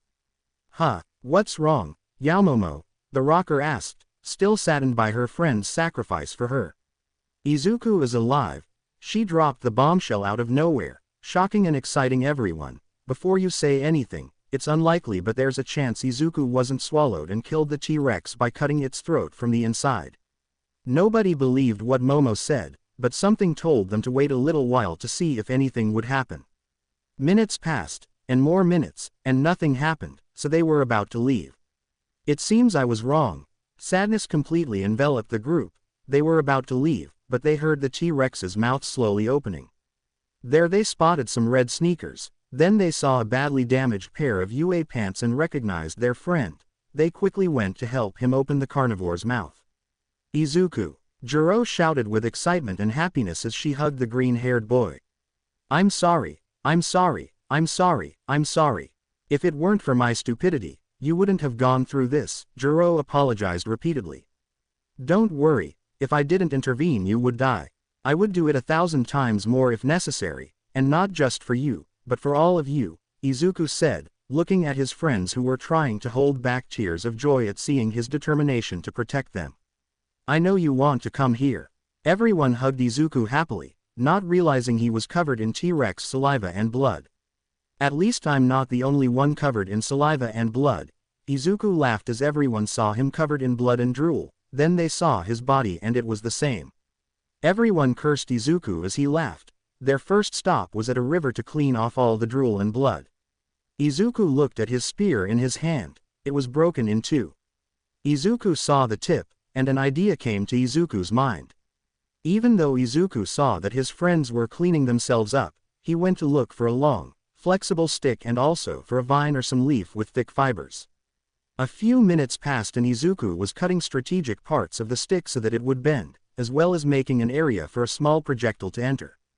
He finished with the stick and started with the leaves he found, separating them into fibers and tangling several together until about 5 minutes later he had a fairly strong rope. Izuku put them both together and saw his new acquisition, a simple wooden recurve bow. Well, how will it go? Izuku used the remains of his spear to make an arrow. Izuku aimed at a nearby tree and fired the arrow. It shot with great force because the string was very taut. The tip, being made of bone and sharpened, pierced the hardwood of the tree without problems. Izuku watched in surprise the power of his bow. So he decided to go for the T-Rex's ribs. They were sure to make great arrows. Guys, she called to the group playing in the river. I'm going to get something. Do you want to come or stay? They didn't answer. They knew the safest place was next to Izuku, but the most comfortable was where they were. Stay here. Here you have things to defend yourselves. Izuku threw the bow to Iida, who caught it along with some wooden arrows. But what about you? Tsuyu asked, worried about her friend. I have this, Izuku said, showing his knife and smiling. This is more than enough. Izuku walked towards the T-Rex's body. It took him several minutes to get there and when he arrived he saw that the body was being eaten by several scavengers. Get out, shoo! Izuku startled the vultures and some insects away from the corpse. Izuku began to remove meat and throw it far away. It was instantly eaten by the vultures. The skin and bones were all that remained. Izuku spent an hour skinning the carnivore. Although he found it strange not to be attacked by some carnivorous dinosaur that wanted to take advantage of the situation and get a delicacy. And as if Izuku had summoned it, an Allosaurus emerged from the forest at great speed, lunging at Izuku with its teeth. He moved from the spot at great speed and took a brief look at the carnivore that attacked him. He also saw his only weapon at his disposal at this moment and assumed that he would not win in any way. So, grabbing the skin he had cut off, which was 3 meters of skin, and the bones, which were 2 kilograms of ribs alone, he grabbed this and ran away from the place, hoping the dinosaur wouldn't follow him. And so it was, the dinosaur preferred to eat rather than run after the green hair. This made Izuku let out a sigh of relief and so he went back to his group. Hello, I'm back. Izuku saw his friends being attacked by a small pack of raptors. Since Iida had the bow, he stood in the back while he loaded and fired it. The others were waiting for Iida to shoot so they could escape. Izuku ran with the knife in his hand to cut the kidnappers. Izuku! The whole group exclaimed happily upon seeing their friend helping them. Now is not the time for that. Back off, I'll take care of it, Izuku ordered, and the others, knowing his ability, complied and moved a few meters away. Even with only the knife, Izuku managed to cut the alpha of the pack in the legs and wound the others in the face and chest. Almost the entire pack fled, leaving the alpha behind, who simply lay down on the ground waiting for Izuku to kill him. Izuku saw that the dinosaur already knew what awaited him and simply grabbed the knife with both hands and threw it into the water. Momo, Uraraka, and Jiro, bring water. Izuku tossed them a leather bag to hold the water. Iida and Sato, bring soft leaves, and Todoroki, make a fire, Izuku ordered. The group, somewhat confused, nodded and did as Izuku asked. All right, kid, I know you were just abandoned by your pack and you're waiting for me to kill you, but it won't be like that. I'll heal you so you can leave. The dinosaur was simply lying on the ground, its head frequently glancing at Izuku, who was looking at his paw. Okay. It's not very deep, so it'll heal in a few days, but you can't just stay here resting for several days. Izuku thought of different ways for the dinosaur to rest and heal, but none of them were very reasonable. We'll have to take care of you. The whole group arrived with what Izuku had asked for and gave it to him. Why do you want all this, Izuku? Jiro asked as she watched Izuku grab the leaves and some water. I'll heal him. The group was shocked and were about to confront Izuku, but he spoke first. Before you complain, tell me, what would you do if I abandoned you? The group didn't answer, and Izuku continued with what he was doing. Izuku used the water to disinfect the wound and grabbed a burning stick from the campfire. This will hurt, but it's so it heals faster. Uraraka, hold its snout. The rest of you grab it by different parts of its body.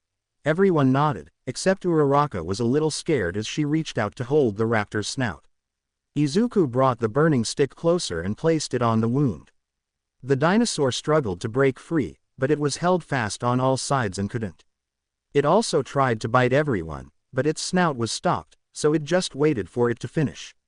Once Izuku Aleyo finished the stick, he quickly placed a leaf over the wound and tied it to the dinosaur's leg with a rope he had recently made.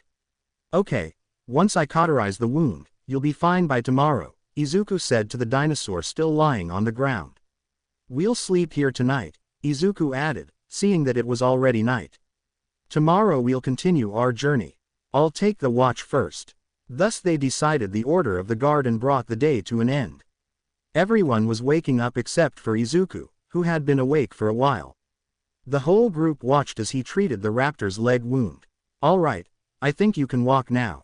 Izuku helped the dinosaur to its feet, encouraging it to take small steps and gradually increase its speed until it was running at a speed that surpassed that of the fastest modern carnivore. All right, kid, you can go now. The raptor darted swiftly into the forest as Izuku watched it go, happy that he could run again. All right, pack your things and we'll leave. The group all nodded and started packing up their makeshift sleeping bags. Izuku went to hunt for something simple for breakfast, bringing back a small triceratops. They cooked it and while they waited for the meat to be ready they talked about their upcoming plans. Izuku, Jiro, the green-haired girl, called out. Tell me, Jiro, Izuku said, looking at his friend. What will we do when we get to the island? He asked, the question everyone wanted to know. First we'll make a boat to go to the island. Once there, we'll explore it. And if we see that it's safe, I plan for us to live there. But we'll continue exploring the island so we don't have too many problems, Izuku said while drawing in the sand with a stick. Out of nowhere they heard hurried footsteps approaching them. Izuku became alert and grabbed his bow, aiming at the bushes where the footsteps were coming from. And from there jumped the raptor that Izuku had healed with a small carnivore in its mouth. Ah! They all sighed with relief upon recognizing him by the bandage on his paw. What brings you back here? Izuku asked, stroking the raptor's head, which allowed him to pet it. The raptor released the animal it was carrying in its mouth and pushed it towards Izuku. Is this for me? Izuku asked, pointing to himself. The dinosaur, which seemed to understand Izuku, shook itself, indicating that it was. "Thank you," Izuku said gratefully as he began to skin it. The dinosaur watched as Izuku skinned the small carnivore and occasionally gave him a piece of meat. Once the meat they were cooking was ready, Izuku sat down to eat, but not before pushing the remaining Triceratops meat into the raptor. "He looks like a little kid with his dog," Uraraka said, watching the scene of the dinosaur eating while Izuku stroked its head. "Yes, except it's a teenager with a dinosaur from the Cretaceous period that could easily eat us all here," Momo said sarcastically, making everyone laugh a little, but in a way, it's a tender scene. Everyone finished eating and Izuku began to say goodbye to the raptor. "Goodbye, friend. It was a pleasure meeting you," Izuku said, looking at the carnivore who was staring at him, waiting for Izuku to stay. Izuku turned around and started walking towards Turtle Island, the dinosaur following closely behind, making its presence impossible to ignore. "Izuku, you know it's following you," Iida said, seeing the dinosaur about 2 meters behind him. "Yes, but if I tell him to come, he'll face a fate equal to or worse than Philippe's," Izuku said sadly, remembering his scaly friend. "Felipe?" the whole group asked, confused. "The dinosaur who was my friend." Everyone in the group understood instantly. The group continued walking, hoping the dinosaur would give up, but it never stopped following them. "AHG," Izuku yelled as he turned around, seeing the raptor behind him. "Okay, come here." The raptor simply jumped on top of Izuku, licking his face like a dog. Everyone laughed at Izuku as he regretted having said that. And so, with a new companion, very affectionate especially with Izuku, they set off for Turtle Island. They spent the last few minutes of the journey in silence, unsure what to say as they watched the dinosaur being very affectionate with Izuku, which made them feel a little uncomfortable as well as amused. They arrived at a quiet place so they decided to rest. Everyone went off to do something during their short break. Izuku was trying to make the dinosaur react to some commands guided by whistles. The dinosaur seemed to show signs of intelligence, so it reacted quite well to the whistles. "I create whistles for different actions. One for it to attack its target, another for it to defend itself, another for it not to attack, and one for it to defend its group no matter what." So after a few minutes of rest they started walking again. Apparently the path was much longer than they thought, so they estimated that there were a little over 20 minutes left. "Alright guys, it seems this is a longer path than I thought, so we'll have to walk a bit longer," Izuku said, laughing nervously as he scratched the back of his neck. "But he can carry someone on his back," Izuku added, pointing to the raptor. Everyone refused. They didn't want to risk the dinosaur losing control and attacking. "Okay, let's keep going." And so they continued on their way. Minutes passed and the group could finally see the island in the distance. They all gazed wearily at the island in the distance and silently watched their friend smile at them. "I know you're tired but..." "Bad news." Everyone sighed heavily. They knew what she was going to say. "This place is very crowded with carnivores so we'll have to make a raft where we can all go before nightfall." The group nodded wearily and started to think of something. "Hey, Izuku, how are we going to cut down the trees to make the raft?" Todoroki asked with his usual seriousness. "Right. Bring a vine from the forest and a stick big and strong enough to be used as an axe." Todoroki nodded and went to the forest to get what his friend had asked for. Once Todoroki brought what he had asked for, Izuku used everything, including some leftover bones, to make a simple but effective axe. "Here, you chop it down." Izuku extended the axe to Todoroki who nodded, heading into the forest where a few minutes later a tree was seen falling. A couple of hours passed and Todoroki managed to chop down several dozen trees. Izuku took the axe from Todoroki's hands and began to build the raft structure. "To make a raft, we need it to float, not leak, and move. So, you guys make a sail out of this." Izuku pointed at the girls as he threw them a bag full of furs. "Guys, help me with the raft." And so, in just a few hours and working as a team, they managed to make a small raft, but everyone fit in it, including the dinosaur.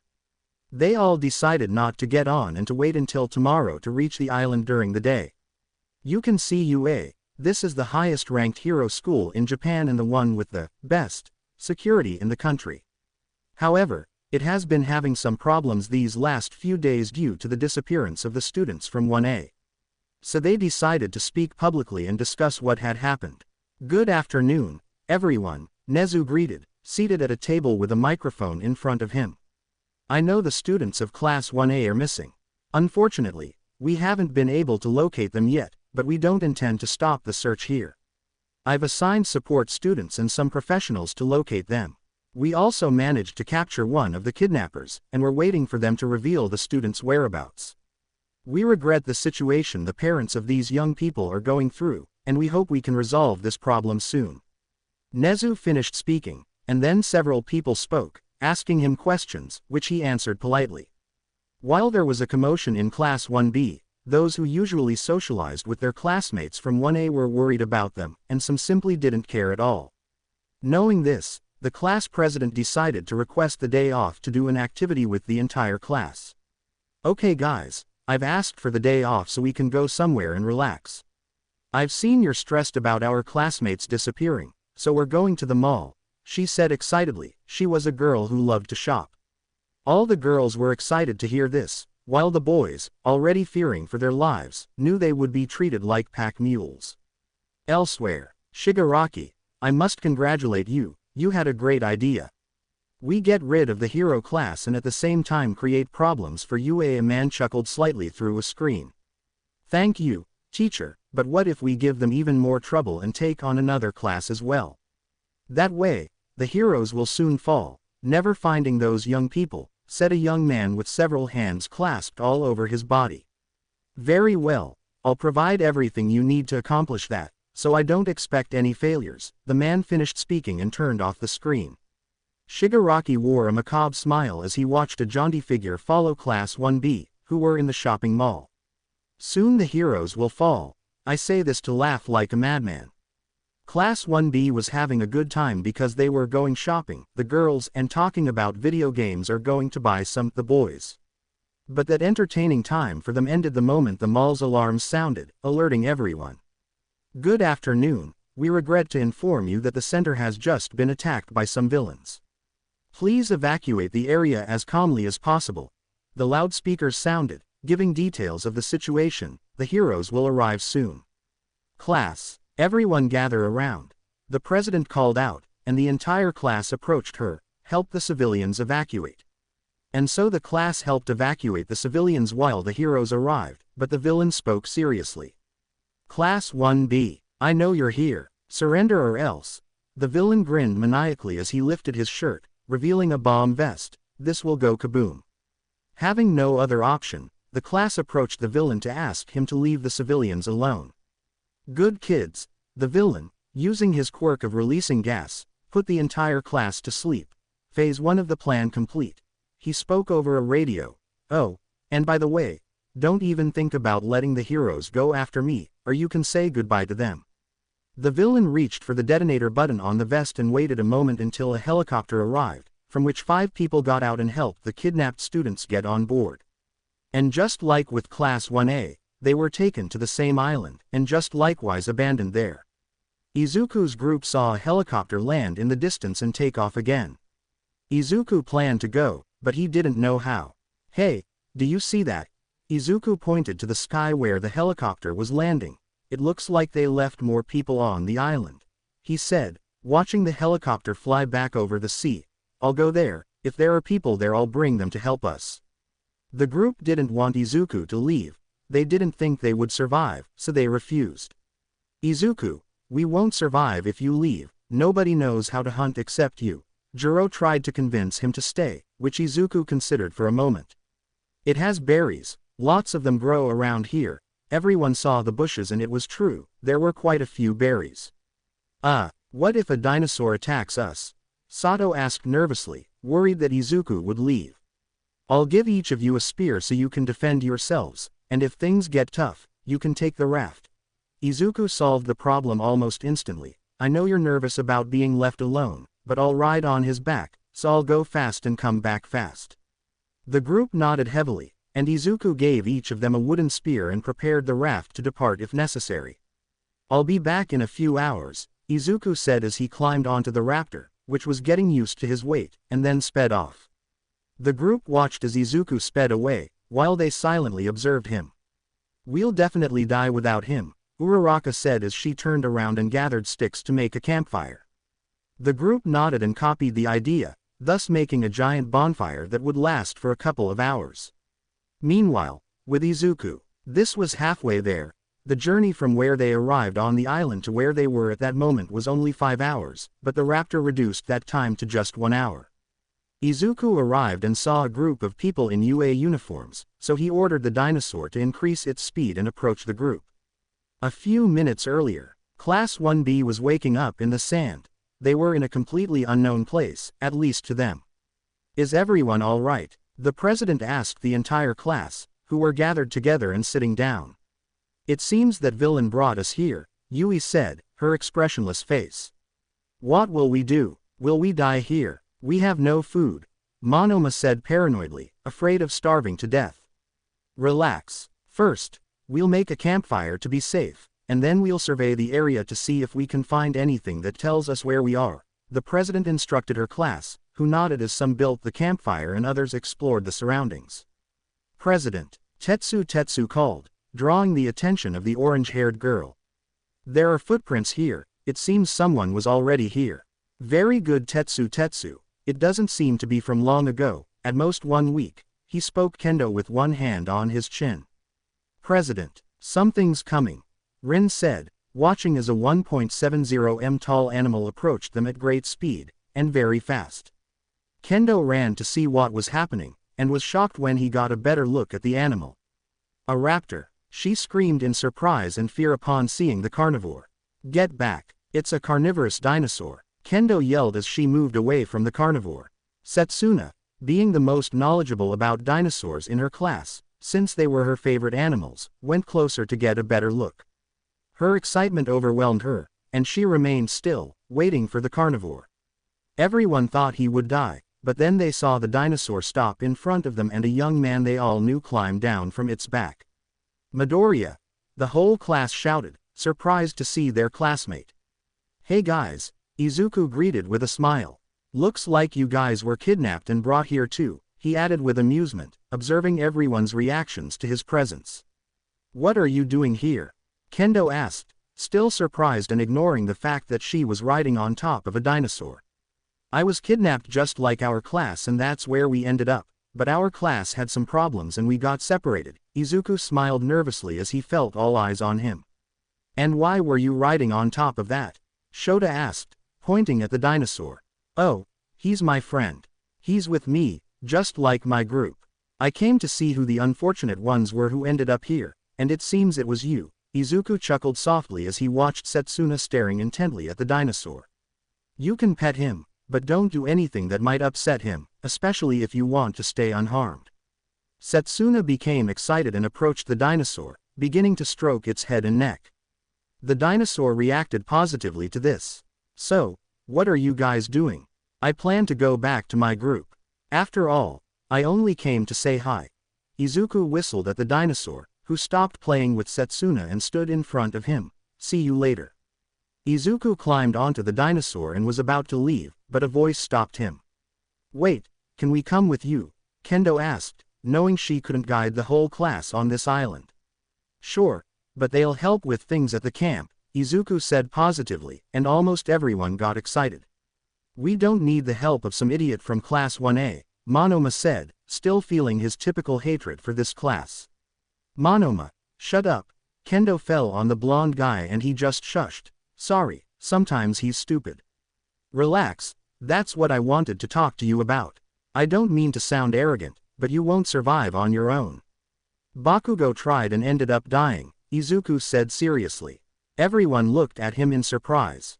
The one who had been among the strongest in the first year was dead. "So, if you'd like, you can leave, but don't think that when we meet again we'll help you. So go if you want, just don't expect a peaceful life," Izuku said with a seriousness and coldness that caused discomfort in the atmosphere. "In the forest, mountains, grasslands, and all over this island there are dinosaurs, from a simple dodo to a damn giganoth that was 50 meters long. No one believed the size of that dinosaur, it was much bigger than several buildings." "Tch, I muttered, a monologue with few options. He wasn't stupid. He knew that next to that young man was the safest spot. Whatever. All right, we're on our way to camp, Izuku exclaimed excitedly, climbing off the dinosaur to join the others. Setsuna, do you want to ride? Can I? The young woman asked with the excitement of a little girl. Sure, just don't hit it in the stomach. Izuku lifted the girl and put her on the dinosaur. Well, hold on tight. The girl grabbed onto the dinosaur's neck. Izuku whistled while pointing to a spot a few meters away. The dinosaur sped off to the place Izuku had indicated. The green-haired boy whistled again, and the dinosaur ran to his side. The whole class was amazed by the dinosaur's speed, but the young reptile lover, who has more in common with birds than reptiles, was dizzy from the speed the dinosaur reached. We have to keep going, Izuku said, placing the young woman on the back of the still-dazed raptor, and they set off for Izuku's camp. They walked for several hours and everyone was tired and hungry. Seeing this, Izuku decided they should rest. Okay, let's take a break. Make a campfire. Setsuna, can you get out? The boy asked the green-haired girl to get out, and she reluctantly agreed. I'll be back in a bit. Izuku teamed up with his winged raptor to hunt something that would feed the whole class but wouldn't be too difficult to cook. He chose several fish and helped the raptor a little to hunt a giant turtle. And so Izuku arrived with 20 fish. Izuku began to think about how he would provide food for 28 people. If only the 8 of them ate one triceratops, it would be very difficult for him to hunt alone enough for everyone to eat. Well, here are some fish I brought you. Cook them and eat them in 10 to 15 minutes, Izuku said, leaving the fish as he walked away a bit and worked on his bow, making a few more arrows. After everyone had eaten and regained their energy, they continued walking the rest of the way to the camp. Everyone was excited to arrive and rest for a while, but they didn't think that something would stop their plans to arrive before nightfall. A huge dinosaur, with 2 horns, sharp, blood-soaked teeth, and short hands glued to its chest, appeared in front of them. Back, Izuku ordered, and everyone, out of fear, moved a few meters away. Izuku, shouted a worried Kendo girl, not wanting her partner to get hurt. Relax, focus on yourself, I can take him on. Izuku was aiming his bow at the Carnotaurus while the raptor distracted him. Izuku released the arrow and it lodged in the side of the dinosaur's face, near the eye. This roar of pain was taken advantage of by both the dinosaur and Izuku. Izuku dropped his bow and grabbed the spear he had made by modifying the bow slightly, forcefully attacking the dinosaur's legs. While the raptor attacked its chest and back, they slowly finished off the Carnotaurus. Everyone watched in amazement as Izuku just killed that dinosaur that was over 2 meters long. Incredible! Pony exclaimed, looking in amazement at the green hair. Let's continue, Izuku said, panting, tired from the fight he just had and not wanting to talk much. And so after a while they arrived at the camp. There they saw that everyone was sitting around a campfire waiting for Izuku. When they saw the raptor and Izuku by its side, they ran to greet it, but then they saw the enormous crowd it had brought. Hi Izuku, Uraraka greeted with a wave, then looked at Class 1B. Huh, what are you doing here? Well, they were kidnapped just like we were, Izuku said simply. Okay, but how are we going to get to the island? We won't all fit on the raft, Momo said, and Izuku noticed that small detail. We'll do another one. The group quickly refused. They suffered making one. They didn't want to make another, but evidently they will help. Hey, I'm not going to help you make a raft, Monoma exclaimed angrily. He didn't want to help someone from Class 1A. Fine, stay here and let the dinosaurs eat you, Izuku said without turning to look at the blonde boy. The young man was frightened at the thought of being dismembered by a dinosaur, and so reluctantly agreed to help with the raft. Okay, let's get to work, everyone agreed. Izuku told Todoroki to tell them what to do. Todoroki, tell them what needs to be done, I'm a little tired. Todoroki nodded and told everyone what they had to do. They all agreed and started doing their things. Izuku was sitting on the sand watching everyone work, when out of nowhere he saw Jirota Shishida destroying trees with his bare hands. Apparently, mutation quirks aren't blocked, Izuku said as he sat down on the sand. Why isn't that idiot doing anything? Monoma said angrily and wearily, looking at the green-haired man sitting down. Believe me, he deserves it, Iida said, irritated by Monoma's constant complaining. Why? Monoma asked, still staring at the green hair.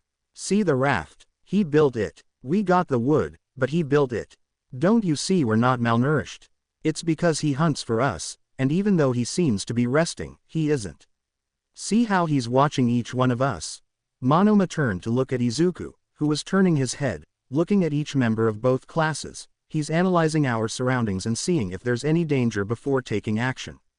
And as if Iida had summoned something, Izuku grabbed his spear and ran to where Kanoko was, who was the only one alone since she was looking at some mushrooms that were on the trees.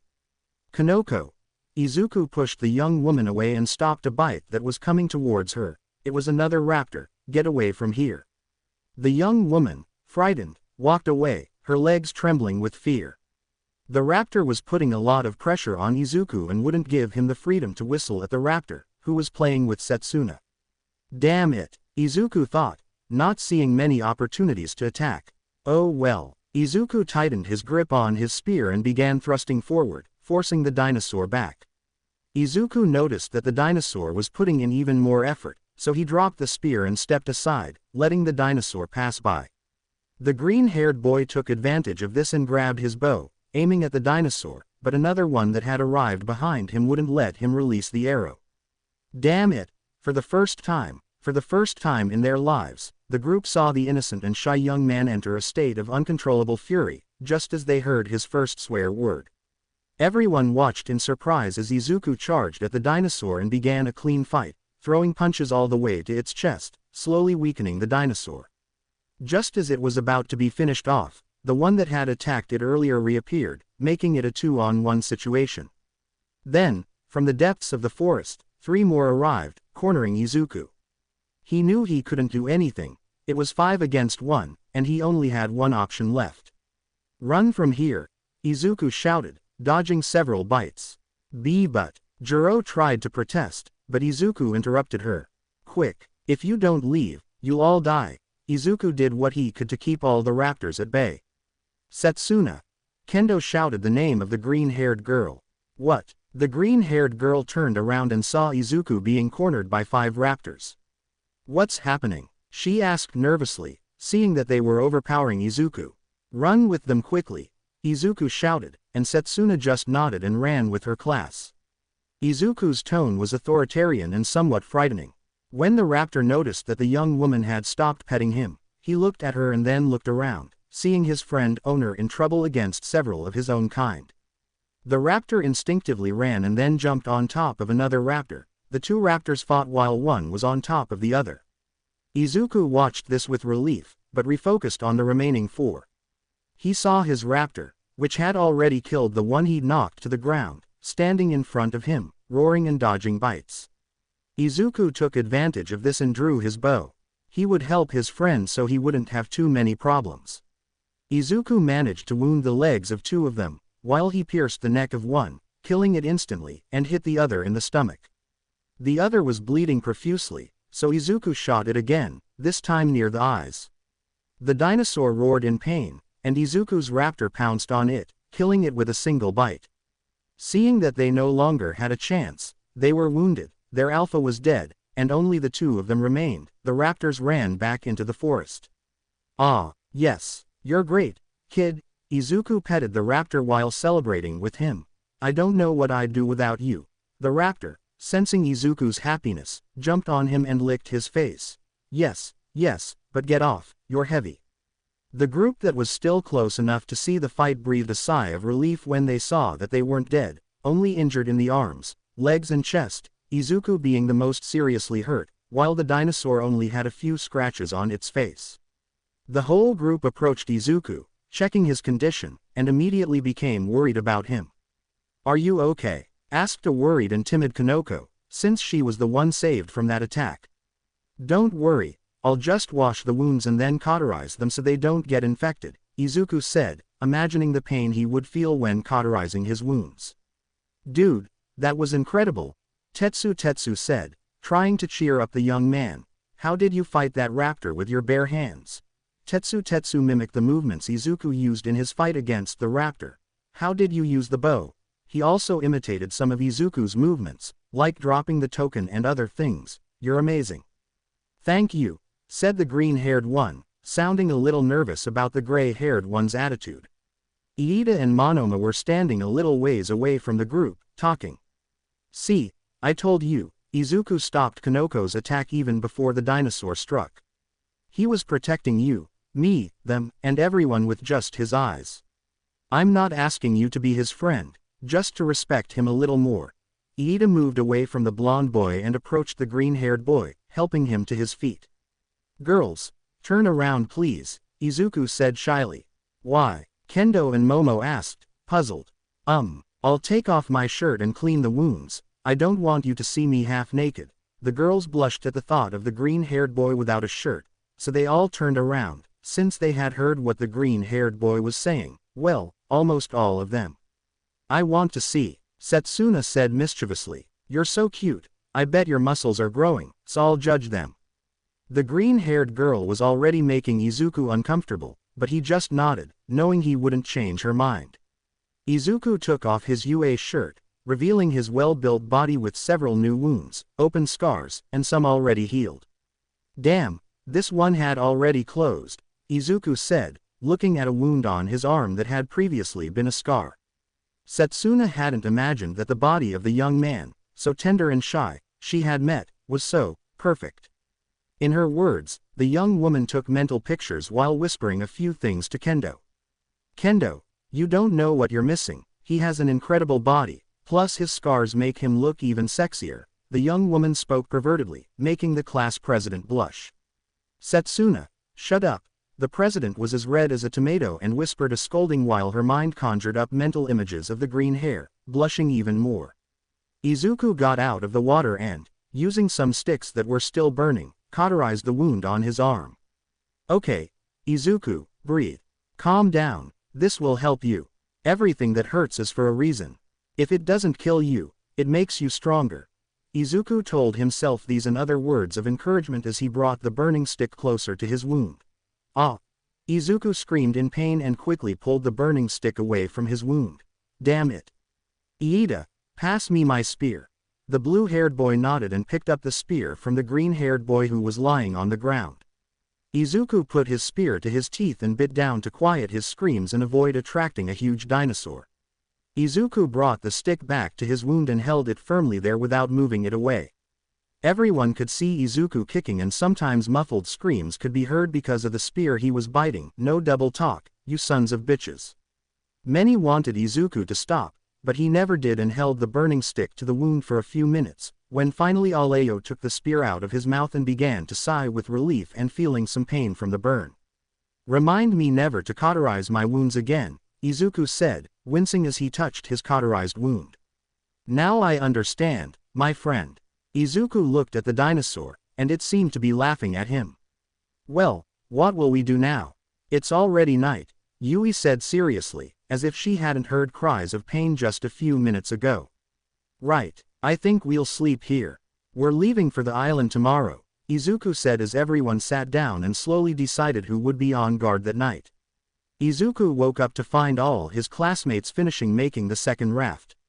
Huh, what are you doing? That's my job, Izuku said sleepily, with dark circles under his eyes. Well, we saw that you almost died several times yesterday, so we decided to take some of your work off our hands, Sato said, smiling at Izuku, who smiled back. Okay, I'll go hunting. Is Setsuna still playing with the raptor? Everyone nodded with an anime-style sweat drop as they pointed at Setsuna playing with the raptor like it was a dog. Tell her that if I die it's because she didn't let the raptor help me on the hunt, Izuku said, laughing as he walked away with his spear, bow and arrows, and his knife in its sheath. Izuku looked around and noticed that herbivores were scarce, so he knew it would take a long time to find something easy to hunt. Hey, does Izuku do that every day? Tsubasa asked, and the newcomers looked at him confused. I mean, fighting dinosaurs twice his size, wiping out packs of carnivores that could easily kill thousands of people, and waking up the next day without any repercussions. Yes, but the fatigue is obviously taking its toll. Let's go to that island since Izuku has a map that says it's only inhabited by herbivores. Let's go there so we don't get attacked all the time, Dato said while placing some tricks next to each other and joining them with several vines. And how did that dinosaur become your friend? Pony asked, pointing at the raptor that was playing with Setsuna. Well, one day he attacked us along with his pack. He was the alpha of his pack. Izuku attacked the pack, injuring the alpha's leg, and his pack abandoned him. Izuku took care of him for a day, and the dinosaur grew fond of him. Sometimes they seem like a little boy and a dog, Momo said, resting while watching her friends finish the rest of the base and laughing at some memories. Have you had other dinosaurs? Juzo asked, unaware of the unpleasant atmosphere that question would create. Yes, Jiro said sadly, remembering the little boy she and the rest of the group had grown fond of. He sadly died. Everyone understood the reason for the group's sadness, so they said nothing. The atmosphere became uncomfortable, accompanied by a silence that was broken after a few minutes. After we arrived and split up, we explored the southern coast of the island. One day, it came attacking us, Jiro said, looking at the ground with a hint of sadness and sketching a small drawing of the dinosaur with a stick. Izuku, who had hunted it that day with Sato's help, knocked it out. Once it woke up, Izuku gave it the parts we hadn't eaten, the chest and head. The dinosaur ate them, and when it finished, it started following us. Izuku simply didn't know why, but that's where their friendship began, without him even realizing it. Izuku and the dinosaur were inseparable, even more so than the raptor and Izuku. He wouldn't even leave its side to sleep, he slept beside it, protecting it. He went hunting with it, and Izuku even used the acid it used on its spear. They were both happy, the purple-haired girl said with a sad smile, until one day Izuku arrived dragging a triceratops. He said he had dragged it from a few meters away. We ate it, gave the rest to the dinosaur, and we slept. The next day Izuku woke up with a great pain in his arms and ordered the dinosaur to hunt alone so that he would be left hungry. The group lowered their heads knowing what came next. Momo is the one who knows what happened next, so you tell us. The raven-haired woman nodded, and all attention focused on her. Well, the dinosaur apparently wandered far away and, unfortunately for it, ran into Bakugo and his group. Everyone already suspected what was coming, so they mentally prepared themselves for what would happen. The dinosaur managed to hunt a small dodo. Bakugo's group attacked it to take its prey. Izuku, who was worried when he saw the dinosaur wasn't returning, completely ignored his muscle pain and, with his spear in hand and a shield that was a triceratops skull, ran towards where the Dilophosaurus had gone. There he saw it, lying on the ground with multiple wounds, and Bakugo's group was eating the dodo it had hunted. Enraged, Izuku attacked Bakugo, knocking him unconscious, where he had previously been eaten by some dinosaur. I arrived and saw what had happened. Izuku ordered me to carry the dinosaur to heal it. Once we got back to our camp, Izuku went for water. He also caught some fish and a crocodile. He returned, and Bakugo's group was with us. They wanted to join us. Izuku told them no, gave them food for a day, and they went to sleep. Izuku had forgotten about the dinosaur. When he remembered its condition, he saw it and sadly saw that its wound was infected. Knowing he couldn't heal it, Izuku chose to end its suffering. He stabbed its head with his spear and incinerated it to carry it with him always. Currently, its ashes are in the bag he wears around his neck. He never takes it off and guards it even more than his own life. Momo spoke while some sobs could be heard. It was a sad story about the first friend Izuku made on the island. Izuku's group also had some tears, but they knew that Izuku hadn't gotten over it, but he had faced it. Okay, enough talk, let's get to work. Our friend will be here soon with the food, and we don't want him to see us doing nothing, Iida said, making robotic movements. Everyone nodded and got to work on what was left of the raft. Meanwhile, Izuku was having problems. He was injured because some raptors attacked him and then fled, so he couldn't hunt them. He couldn't find any herbivores, so reluctantly he decided to go after a Carnotaurus he had seen earlier and passed it by to avoid any trouble. Damn it, Izuku muttered under his breath, still on guard, waiting for any dinosaur to attack. Not even a triceratops. There's nothing good to hunt that's easy. Izuku looked at the wounds on his arm and legs from his fight with a pack of raptors. And the raptors won't stop attacking me. Memories flashed through Izuku's mind of passing by a Carnotaurus, which he decided to leave alone since it had a few newborn pups and an egg that seemed about to hatch. No, God, don't do this to me. Izuku returned to where he had seen the Carnotaurus and its young. He knew that if he killed the mother, the young would die within days, but it was either them or him and his group. Once near the nest, there they were. The mother had hunted a carnivore smaller than herself and was feeding it to her young.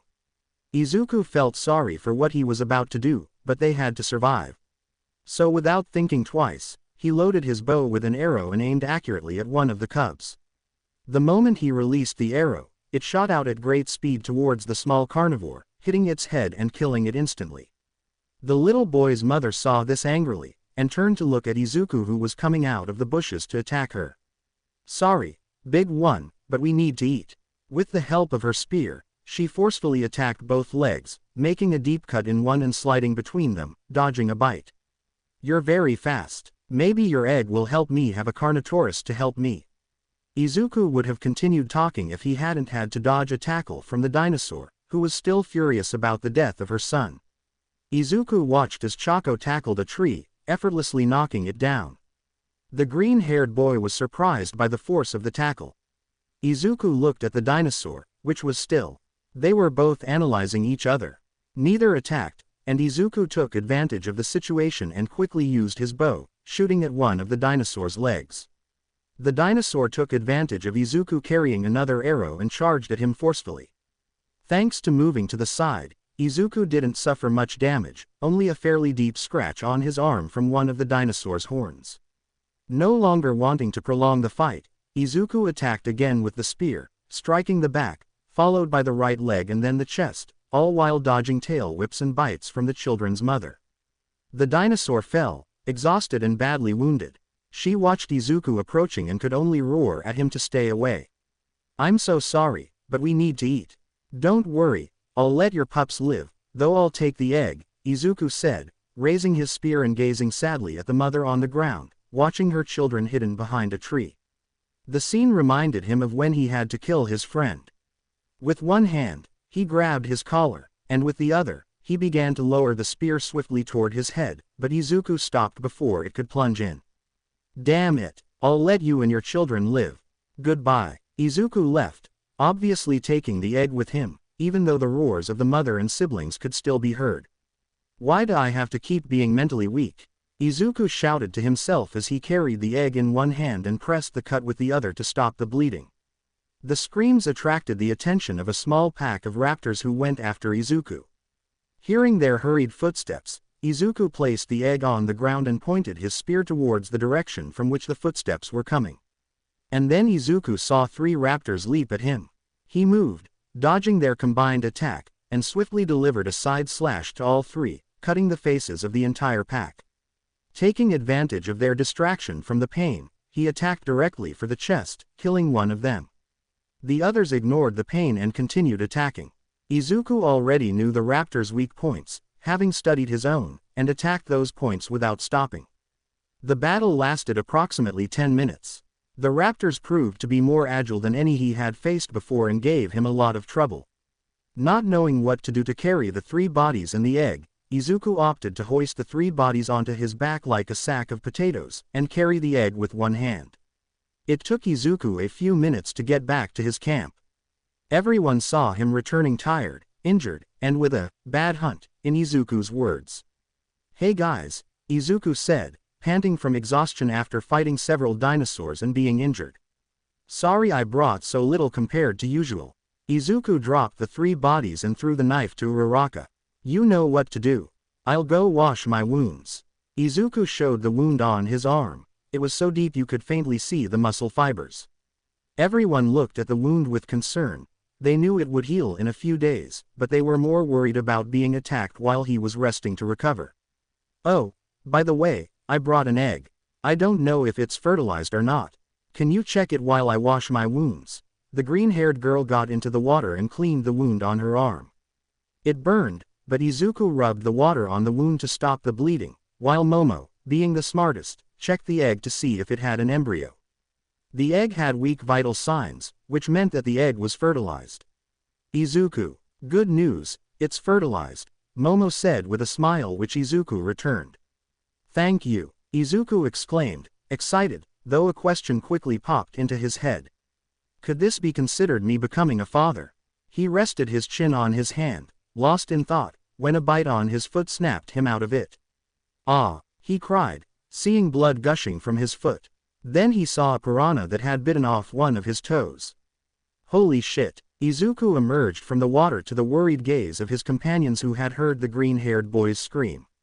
What happened? Why did you scream? Jiro asked, worried about the green-haired girl. Well, a damn piranha bit my foot. Izuku grunted, complaining of pain while limping slightly. It ripped off one of my toes. Everyone stared with disgust and concern at Izuku's foot. The missing toe was clearly visible, and a bit of bone was also showing, along with a lot of blood. Uraraka, Tsuyu, Momo, and Jiro shouted in concern, as they were the closest to the green id.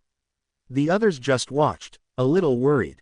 What will you do? She's bleeding a lot, we have to stop the bleeding, but nobody here knows anything about medicine, Momo said, agitated and worried. Nobody even received basic first aid?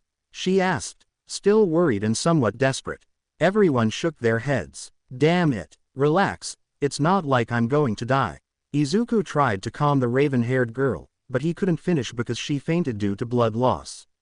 Izuku, a worried Jiro approached the unconscious body of the green-haired boy. Wake up. She won't wake up, she seems to have lost a lot of blood. Let's stop the bleeding and wait for her to wake up, Iida said, pressing on the spot where her finger was missing. Bring water, some leaves, and a rope. Everyone attended and began to go and get what had been requested. After a short while, everyone had brought what Iida had asked for, and he began to treat the wound. First I disinfected the wound, applied some pressure to stop the bleeding, then placed the leaf over the bone, and finally used the rope to tie the leaf to the leg. Okay, that way he'll survive, and don't worry, your boyfriend will wake up in a few hours, Iida said, looking at the two young women who were overly concerned about the green hair. Both blushed at their companion's comment. Shut up, they both exclaimed, causing laughter throughout the group. Time passed, and the group, with Sato's help, cooked the 3 raptors, but not before skinning them and setting them aside. They knew Izuku would want them for something. Hey, what do you use the skin for? Reiko asked while eating a raptor leg. Even we don't know. Izuku says he'll use it for something important in the future, but we don't know what it is yet, Sato said while sitting and eating someone's tail, a question for everyone. Who will eat the penis? Sato raised a stick that had a sausage stuck in it. Everyone looked with repulsion at the dinosaur's member. Throw that away, all the women exclaimed, blushing at the question. Sato chuckled slightly. He had cooked the dinosaur's member just to make that joke, so he then threw it into the water.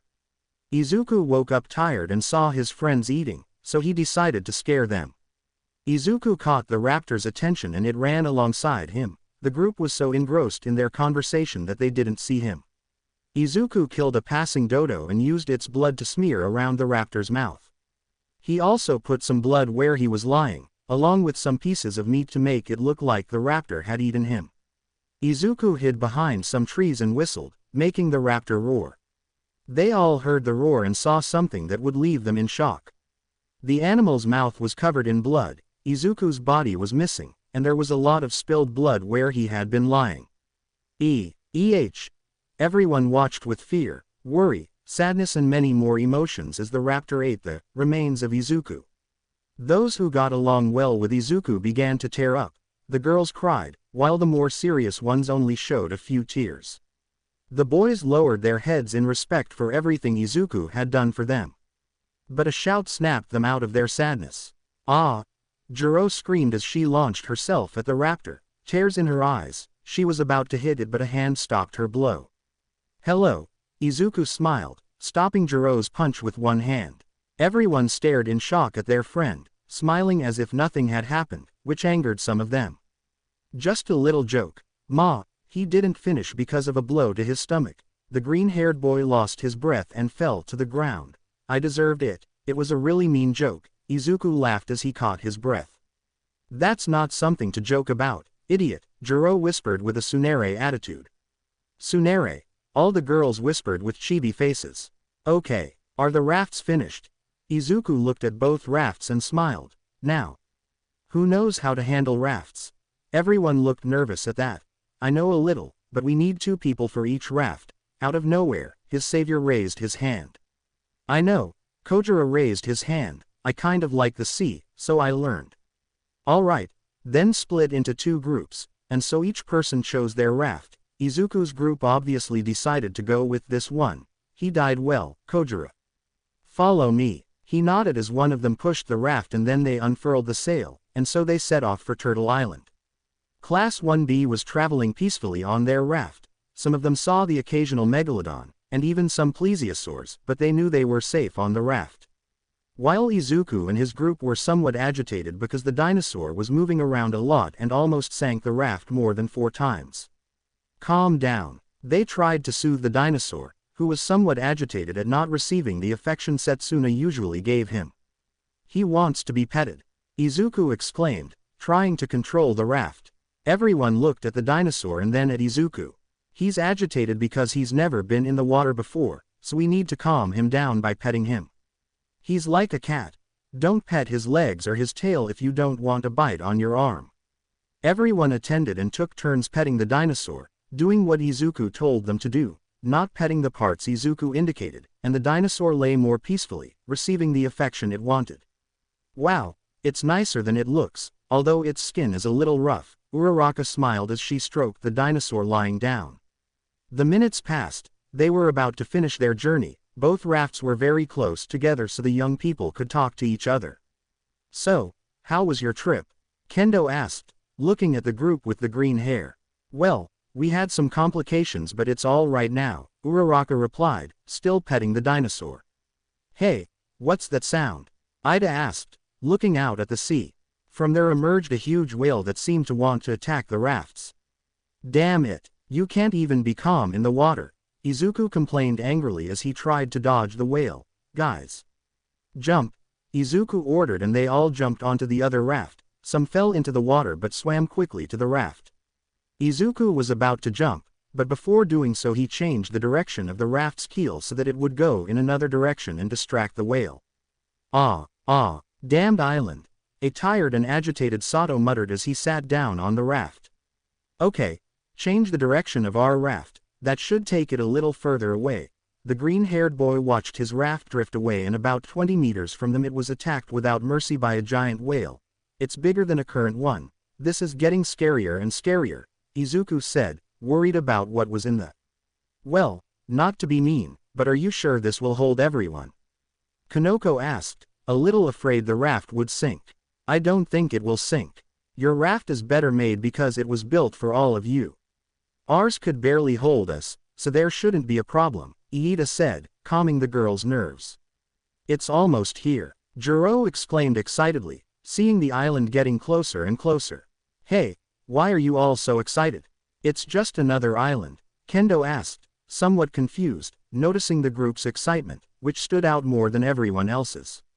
It's because, Izuku looked around and noticed something was missing. Where is it? Everyone looked at him strangely and somewhat agitated, which worried them. Huh, what?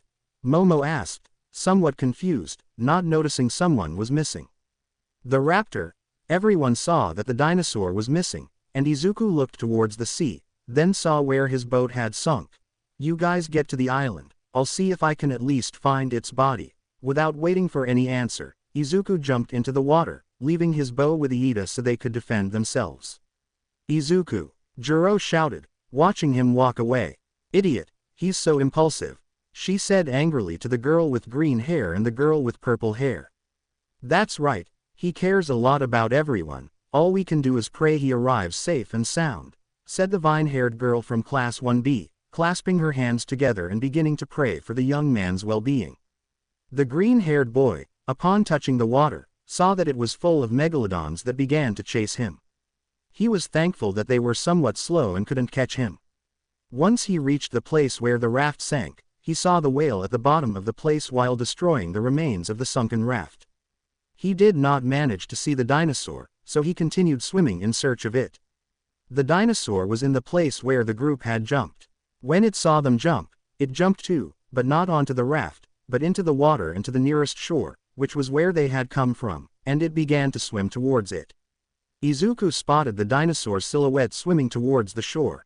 He quickly began swimming faster to see if he could catch it. When he was close enough, he whistled, attracting the dinosaur's attention. Upon hearing the whistle and then seeing the green hair, the dinosaur swam towards him. Izuku, seeing him clearly, calmed down and they both swam to shore, not to the island, but to the shore where they built the raft. Ah! Izuku sighed as he looked at the island in the distance, his arms aching from swimming much more than he was used to. Well, I guess the island will have to wait until tomorrow. The dinosaur once touched down, lay down, and rolled around in it. You're looking more and more like a dog, Izuku laughed, watching the raptor approach and sit beside him. So what awaits us from now on? Izuku stroked the dinosaur next to him with one hand. They both gazed at the island, and behind it, night was falling. Well, time to get to work. If I want to be with them, I'll have to make a raft. Izuku looked at his waist. He wore a belt that held his tools, such as an axe, a knife, a leather canteen, and a bag containing a few bales of rice so he wouldn't go hungry. Here I'll make a time jump. I don't want to write about how Izuku builds a raft by himself, otherwise I'll go over 5,000 words. A few days passed. Izuku knew more or less how to make it more economical since it was only for one person, so he made it in a few days. Besides making a small area for the dinosaur to be calm with some meat for it to eat, he also made some raft prototypes which he was going to launch into the water to distract the whale and prevent it from attacking him. Imagine the raft that Gohan or Goten made. I don't remember the episode well, I saw it a while ago in Dragon Ball when he was trapped on an island. The group that arrived on the island was okay. They seemed a little dehydrated since no one wanted to hunt, they were eating only berries. But all things considered, they were doing pretty well, except for a little worry about Izuku. Today will be the day. Today Izuku will arrive. Jiro spoke with a hint of hope, gazing at the sea. It's been 3 days since then, it's unlikely he's alive, said a sad and worried Momo. She didn't want to accept it but it was unlikely he was alive. Trust me, he will come. The violet-haired woman spoke hopefully, still gazing at the sea. The young woman's hope was contagious, so some gave in and waited beside her. Today will be the last day. If he doesn't arrive, we'll focus on other things. Kendo spoke as he sat on the sand waiting. And so it was. Everyone waited a few hours and saw nothing. Little by little they left to do other things. It's been 5 hours, Jiro, she hasn't arrived yet.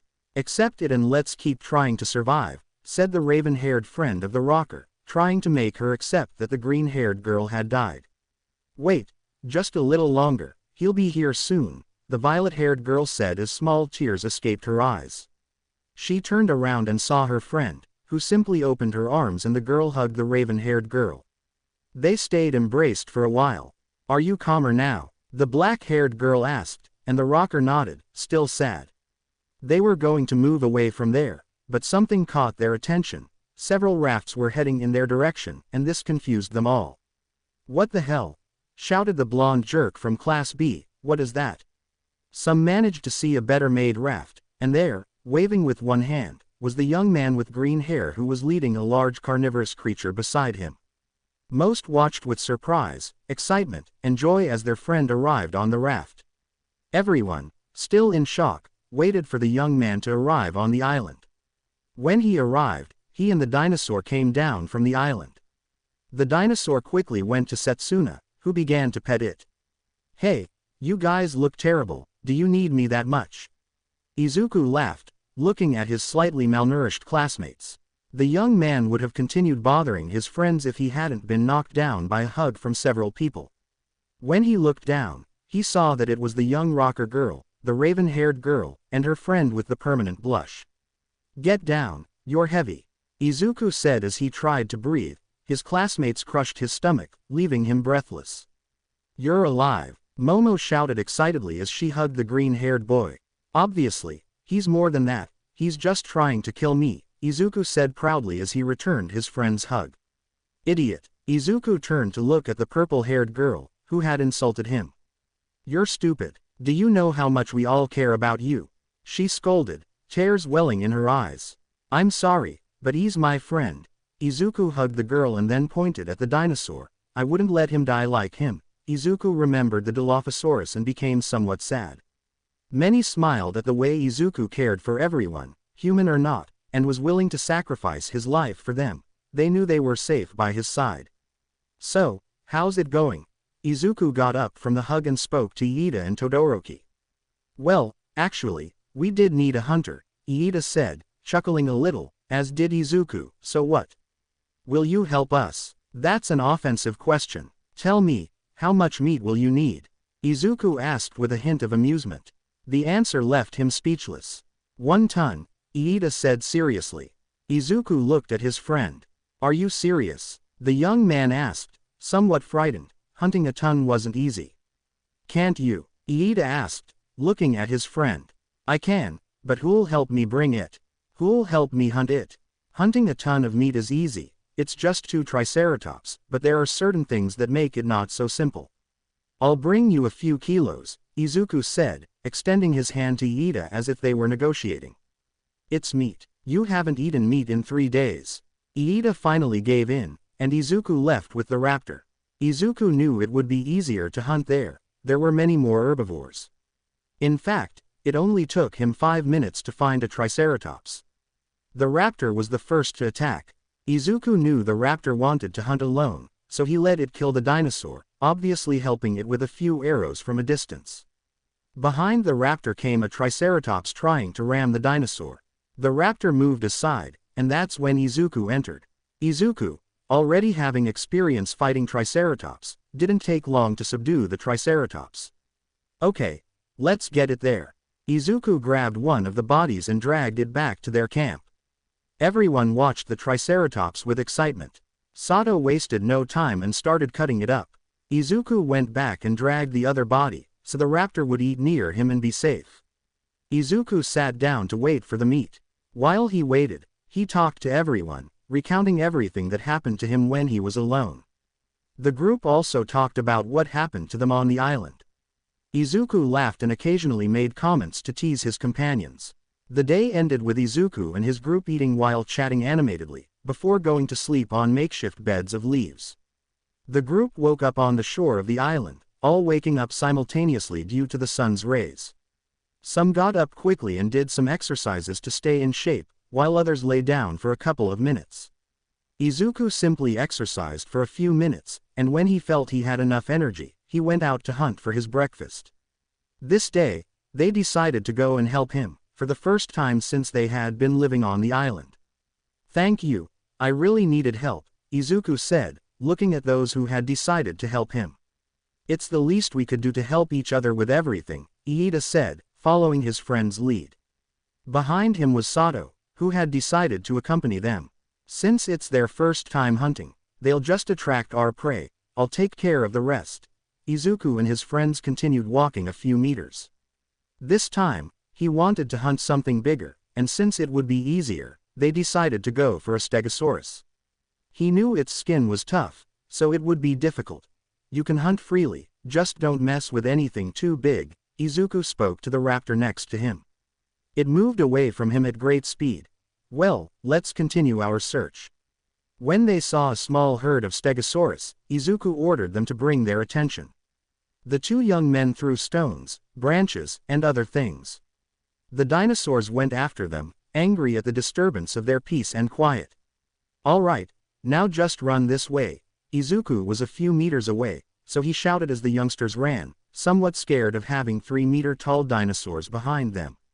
When the young people passed Izuku, he took out his bow and shot at the leg of one of the 3 dinosaurs. The dinosaur fell to the ground, completely off balance, and tried unsuccessfully to get up. Izuku simply left him lying there and attacked the remaining ones hand to hand. He knew they were slow, but his tail was very strong, so he would avoid that part. It attacked the legs and heads, these being the most exposed and vulnerable parts of the dinosaurs. And as always, his companions were amazed by Izuku's fighting skills. This inspired them to follow in his footsteps and help the tribe they had. They watched and waited for Izuku to finish his fight, which lasted more than 20 minutes. Hunger was already taking its toll on Izuku's body, tiring the green-haired boy much faster, causing him to suffer injuries from the fight. The hunger wasn't just affecting him, but also those who stayed behind to wait for them. How much longer will it take? Monoma complained as he lay down. Those idiots are so slow. The young man's attitude was unbearable. Many already wanted to throw him into the sea to be swallowed by a megalodon, but they didn't because of their morals. How do you put up with it? Asked the raven-haired friend of our protagonist as she made a small bonfire. He just knocked him out. I should ask how they put up with Mineta, asked the older sister from Class 1B. Well, our companions kept him in check, so he never did anything extreme like coming into our rooms or anything like that, so all things considered it was bearable, the raven-haired woman said calmly as she continued gathering firewood for her campfire. Minutes passed and Izuku and his companions arrived at the camp. They arrived with the 3 corpses. Uraraka approached the green-haired young man extending her hands and the green-haired man spoke to her. Don't worry, I'll do it this time. Her skin is too tough, so it'll be difficult for you to cut it. Izuku pulled the knife from his belt as he dropped the body he had been dragging. Behind him came his companions who dropped the other 2 bodies. Seriously, how did you drag the thing? Iida asked, panting slightly as he dragged over a ton. I don't know, I think you'll get used to it, Izuku said calmly as he struggled to cut through the dinosaur skin. Sato, can you cook? The young man nodded and, with Todoroki's help, lit the campfire. The 4 young men then began to chat while helping each other. Once Izuku finished, he noticed it was late 10:30 a.m. He felt the sun burning his skin, and he also noticed that some of his classmates had sunburns, but they didn't say anything about it. Izuku stood up quickly and began chopping down a tree. Everyone watched him with confusion, but they simply ignored him. According to him, his classmates' mind was strange, they never knew what he was thinking. Izuku once cut down 3 dozen trees, 36. He began cutting them into 3 pieces, 108, each piece measuring 1.80 meters in height. Izuku cut down the tallest trees he could find, so it was a good height. With some rope, he joined 6 pieces together, making a small wall, and repeated this process 17 more times. He sharpened each piece so it could be driven into the ground without needing a support. When he formed a square with the small walls he made, he ended up with a square of 20.25 square meters. This small square collapsed. Izuku went back to the cabin, and it fell again, and this cycle repeated itself a couple more times. Once Izuku managed to make the cabin stand upright without falling and remain standing even when hit by humans, Izuku looked at his cabin with pride. Everyone watched in amazement at what their colleague had done in just a few hours. It had a good structure at first glance, it seemed sturdy so it wouldn't collapse in a light rain, the only downside was that it didn't have a roof. Izuku, not to belittle your work, into which you put all your effort and energy, but do you know that there's no limit to what you can achieve? He asked, a drop of sweat trickling down his neck. I know, that's what I'll do now. Why do you think I only cut palm trees? Izuku pointed inside, and there were several dozen leaves, each leaf tied to about 9 more. There were several mounds of 10 leaves tied together. That's how Izuku planned to make the roof. Hey, one question, is the raptor back yet? Everyone tensed up at that question. Izuku, receiving no answer, stood there expecting the worst. If he's already back, it'll be a few hours, Kendo said, pointing at the raptor playing with Setsuna. Okay. And so Izuku began to lay the leaves to make the roof of his cabin. A few hours passed, failure after failure, the roof fell over more than 20 times. Izuku was already stressed but kept trying to prevent his classmates from getting skin cancer or other diseases from the sun's ultraviolet rays. And so, after several more attempts, Izuku managed to make the roof. Izuku looked at the roof, analyzing it while looking for where it needed support. So Izuku cut down 2 more trees, cutting them into 1.85 meter pieces. To make them sturdy, he sharpened the bottom edge, which he would drive into the ground like a stake. He also made a base to hold them more firmly. Once he planted them inside the base, the cabin was finished. Everyone fit perfectly. There was one wall missing, and this was the one they used as a door. Everyone, both excited and surprised to finally have a place to shelter from the sun, began to enter, obviously carefully so as not to knock it down. They saw how a little light filtered through the palm fronds and the various supports. They looked sturdy, so they had confidence in the cabin. Soon I'll make one for women and couples. I know more than one of you here is in love with someone. Some blushed at what their friends said, so I'll make you your own cabin so you can copulate there in peace. Izuku started laughing at the red faces, both men's and women's. Oh, by the way, my house, my rules. Whoever dares to try to rape someone will wake up with this. Izuku pulled out his spear, up their ass. He smiled maliciously, and some closet perverts lost their desire to do their thing. If you're going to masturbate, do it outside the cabin. I don't want your sperm in here. Some started to feel embarrassed because their friend was talking about it so casually. And one last rule. Everyone looked at Izuku hoping it wasn't too strict. No one will sleep naked in the cabin. If you do, it'll be outside. Everyone accepted the rules and then went back to their own business. Izuku entered the cabin and lay down. He never rested, but building the cabin tired him out, and for the first time, he would rest of his own volition. He lay down and, for the first time during his entire stay on the island, he took a nap. Everyone watched Izuku sleeping. In everyone's opinion, he looked cute, even though he acted tough in front of them. When he was asleep, he was adorable. As the hours passed, hunger struck the entire group. They didn't want to wake Izuku, but he was the only one who knew how to hunt, so there was no other choice. Izuku woke up and went out hunting. He didn't want to complicate things too much, so he went after a triceratops and attacked it by surprise, killing it within minutes.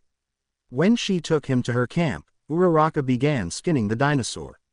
Izuku went back to sleep, asking Sato to wake him up when they were going to eat. By 5:45 p.m. everyone was eating. They left some of the triceratops for dinner too, so they wouldn't have to send Izuku out hunting. Izuku got up and ate with his classmates. Everyone was chatting amongst themselves except for Izuku. He was looking around his cabin, searching for flaws. He was also mentally imagining the simplest ways to improve it. He had some plans drawn in his mind and planned to make the improvements the next day. They didn't do anything important for the rest of the day. Once night fell, they all decided to test Izuku's cabin. In the little time that remained during the day, he improved it a bit, giving the walls more strength and better stability. Before, they trusted him, now they trusted him even more. And so the day ended, everyone sleeping peacefully with a roof over their heads at last. The group was waking up. Many felt uncomfortable because someone was on top of them, as they were afraid to sleep near the walls in case they fell down. When they got up and went outside, they saw their green-haired friend washing his body with seawater. "Hello," the young man greeted with a smile. They all sleepily returned the greeting. Izuku approached them and was immediately startled. Behind them was a wild carnivorous dinosaur. "Guys, don't panic," but everyone looked at their classmate in surprise. Some turned around and then ran away. A few days passed and no one was standing in front of the cabin door anymore. Izuku simply burst out laughing, amidst the complaints of his friends. Yeah, it was just a joke," the green-haired youth said, laughing. "Come here," Izuku said, then whistled, and in a matter of seconds, the dinosaur was beside him. "You know, my dear friend, time for breakfast." The dinosaur excitedly ran at great speeds, leaping with joy around the camp. "So fast. We just woke up. We can wait a little longer," Kendo suggested, hoping the green-haired girl would rest a bit. "Don't worry, I woke up first, so I'm already hungry. Besides, by the time I get back, they'll all be starving, so we'd better go hunting now." And so, Izuku, with the dinosaur at his side, slowly walked away.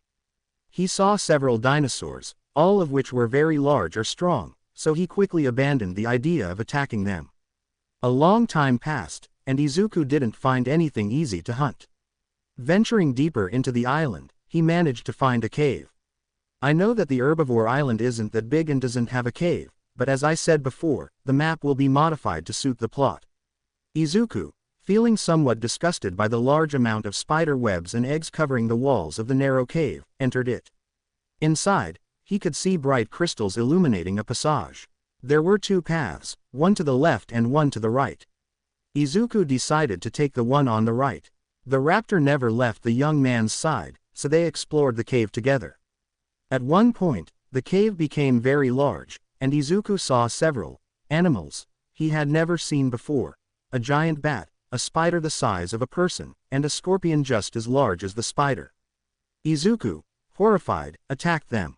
Even from a distance, it was clear they were aggressive. The raptor, without any apparent disgust, ate the flesh of all three animals.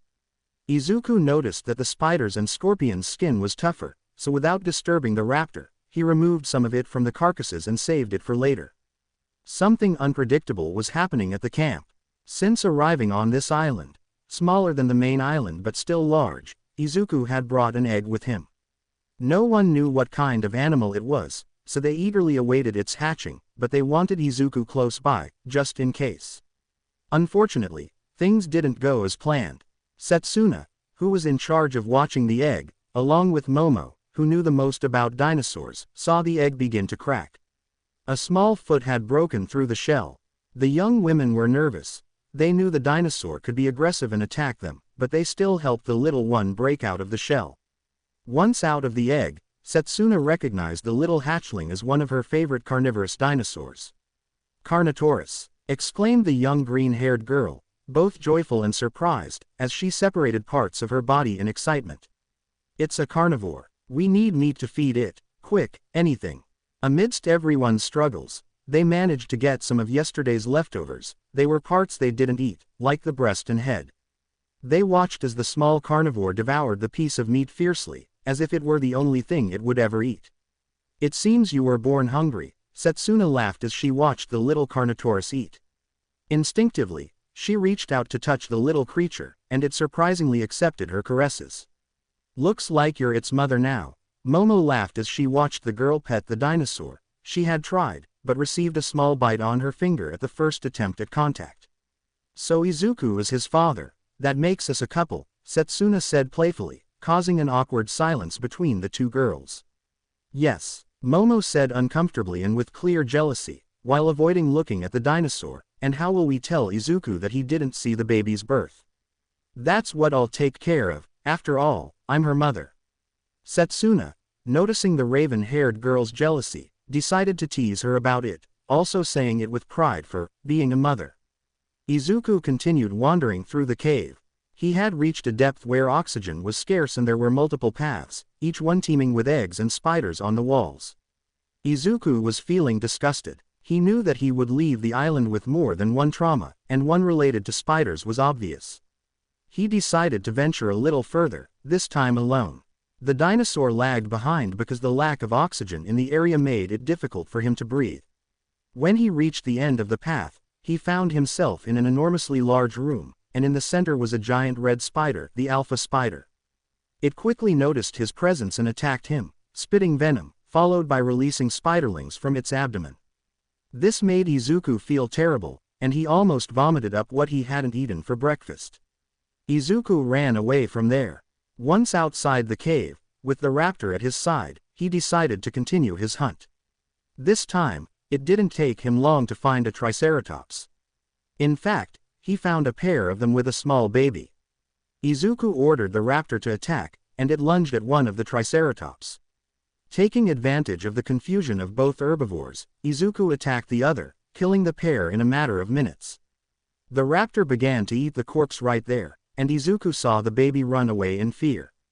He knew it wouldn't survive long, especially if it got near the cave, so he chased after it and, once he caught it, he picked it up in his arms.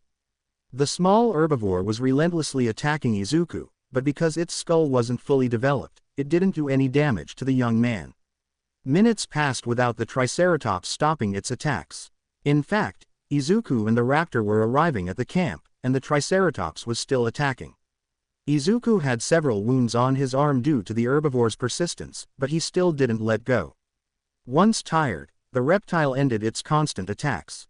Happy about this, Izuku petted the small dinosaur, which didn't do anything to resist due to its exhaustion. When they arrived at the camp, Izuku released the baby triceratops in the cabin so it wouldn't wander off. Then he brought the corpse of one of the triceratops closer to the campfire. Sato understood the message and stood up to cut the meat. Setsuna approached Izuku with a smile. The young woman had her arms behind her back, so Izuku couldn't see what she was holding. Izuku, I have a surprise for you, Setsuna said, smiling at the green-haired boy. Oh really? What kind of surprise? Asked the green-haired boy as he rested, sitting on the sand. You're a father, Setsuna shouted, showing the little dinosaur, which let out a small, sharp roar at the green-haired boy. And I'm a mother, she shouted again, stroking the baby Carnotaurus. Everyone turned to look at Izuku, expecting him to faint, but it never happened. The only thing that happened was that Izuku held out his arms, asking for the baby reptile. So you're her son? Izuku remembered the Carnotaurus that attacked that time. It's incredible. Izuku examined every part of the dinosaur. You'll undoubtedly be a great dinosaur. The small carnivorous reptile, who seemed to understand the young man, roared with happiness as it allowed Setsuna to pet it. Well, I have some other news for you. Izuku got up and approached the cabin, went inside, and came out with a small triceratops in his arms. I just adopted him, Izuku said, laughing with some of his classmates. I attacked his family, so I felt it necessary to keep him myself. Izuku released the dinosaur on the ground, and without wasting any time, it ran to attack the baby Carnotaurus, but Izuku stopped it. No, not that, you don't attack anyone here. The Triceratops, tired of his rigorous attempts to attack or at least cause harm to Izuku, turned around and lay down next to the campfire. He's in that rebellious phase. Izuku laughed again while making references to different periods of human life. Well, I wanted to tell you something. Izuku and his group sat near the campfire as he recounted his journey through the cave, causing disgust and revulsion in many members of the group, mostly women. Once everyone had finished breakfast, they chatted quietly amongst themselves for a few minutes. Many offered suggestions for possible improvements to the cabin, while others simply made suggestions for the camp in general. Izuku listened and mentally noted the most sensible and reasonable suggestions. After a few minutes, everyone was getting up. Izuku didn't know what to do. He could start making improvements to the camp, but it was fine for the moment. Then he saw his raft and had the idea to go fishing. Now, with this pastime in mind, he prepared to go fishing. He would use his spear and a rope to make the fishing rod. For bait he would use worms and larvae that infested decomposing corpses. He searched the island for some corpses and took the worms from them. Once he had a good amount of worms in a small bag, he prepared the raft and put it on the seashore. Anyone want to go fishing? Izuku asked, and some who knew how to fish agreed. Izuku made several improvised fishing rods. His companions would be Iida, Sato, and Tetsu. The raft set sail and those who went fishing were excited. Once in the middle of the sea, they all cast their lines in different directions. After a few minutes, Tetsu caught a fish. Something's biting, he exclaimed excitedly as he pulled the rod, trying not to break it. He fought the fish for minutes, and once it was tired, Tetsu gave one last pull with all his might, and out came a fish of a reasonable size. All right, we haven't caught anything, Sato said, showing his hook with the same worm. Nothing. Iida pulled the hook out of the water and it didn't have the worm. They eat the worm without touching the hook, he said, sounding a bit tired. Nothing either. Izuku showed his hook without a single worm. And what will you do with the fish? It'll be my pet. You have 3 dinosaurs, I'll have a Cretaceous fish. The metallic young man exclaimed excitedly. But where will you keep it? Iida asked, looking at the boy who hadn't thought of that, and quickly became nervous about it. Let's go to the shore, I'll build you a fish tank there, Izuku said as he redirected the raft's keel to head straight for the island. Keep it in the water, but don't let go. The gray-haired boy grabbed the fish with his hands and put it in the water, holding it so it wouldn't get away. Once on the shore, Izuku thought it was better to make a breeding tank for it than a fish tank.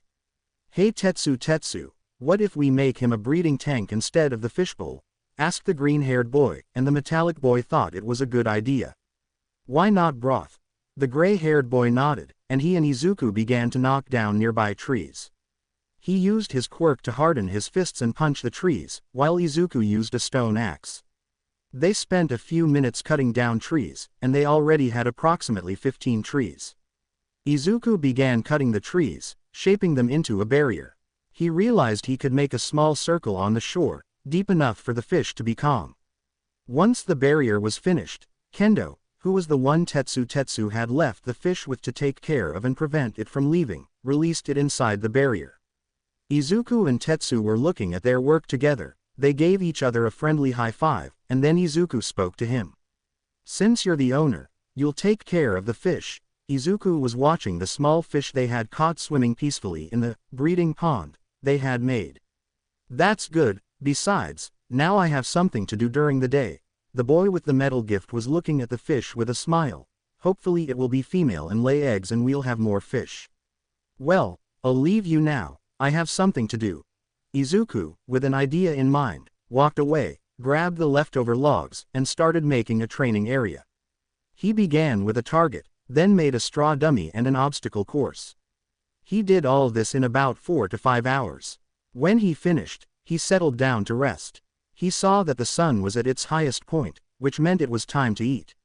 He went to get the raptor to go hunting, leaving the little dinosaurs with Setsuna and Kendo. "What will we eat now?" Izuku looked around for a dinosaur they could easily hunt, quickly dismissing many options due to their great strength and/or size. There's nothing easy to hunt," he sighed wearily. He didn't want to complicate things too much, but life, or rather the island, hadn't made it easy for them. "Well, let's go." Izuku pointed at a pack of Stegosaurus. The raptor didn't waste any time and attacked them with great speed, knocking one down. Izuku drew his bow and accurately shot the fallen Stegosaurus in the head, killing it instantly. The raptor jumped on top of another, but it struck him with its tail, knocking him away. "This is going to be difficult," he exclaimed with a savage grin. They were there for about 10 minutes. Izuku and the raptor managed to kill the entire herd. There were 4 Stegosaurus, so they'd have 1 extra for dinner. Izuku, not having much of an idea how to carry them, decided to drag them. That's how they arrived at the camp with the 4 carcasses. Izuku dropped one near the cabin, another on the ground, and the raptor started eating it. The baby Carnotaurus started eating the same carcass as the raptor. Izuku separated them and gave one to himself, and used the last one for everyone to eat. Sato, as always, took care of it. Uraraka cut the skin and scales of the Stegosaurus while passing pieces of meat to Sato, who skewered them with a stick and made kebabs. Everyone ate amidst lively and entertaining conversation. Some simply listened attentively, while others recounted past events or something that had happened to them during their stay on the island. When they finished eating, many wanted to take a short nap. Many did, but others simply had different plans. The whole group decided to sleep. The baby dinosaurs fell asleep near Izuku. For some reason, they felt safe by his side. When the sun rose in the east, the first rays of sunlight hit the faces of our favorite group. They all woke up instantly and gradually got up. "Good morning," Setsuna greeted the entire group while stretching. Izuku had woken up with a bad feeling. His instinct told him that he should take care of himself, as well as those around him. Izuku felt a chill when he left the cabin and saw the enormous island in front of him. Something told him he shouldn't go, but he decided to embark on a journey to the island and thus satisfy his curiosity. Izuku went hunting for a full hour, managing to bring back enough meat for the whole group to eat for the entire day. After that, he began preparing the raft. "Izuku, where are you going? Aren't you coming to eat?" Momo asked as she watched Izuku push the raft out to sea. Oh, I'm going to the island. Something tells me to go there." "Don't worry, I already have food on the raft." Izuku showed the raft, and on it were a few kilos of meat from small animals. "If you have any problems, you'll have the raptor." "I'll go alone." Without much further ado, Izuku hugged Momo, then hugged each member of the group, as he said goodbye to them. The raft set sail towards the island, and everyone watched with concern that Izuku wouldn't return. Some went off to do their own thing, but 2 pretty girls stayed behind, watching the boat sail east, the direction their beloved young man was heading. These were Momo Yaoyorozu and Jiro Kyoka, both friends watching the boy sail away on the raft.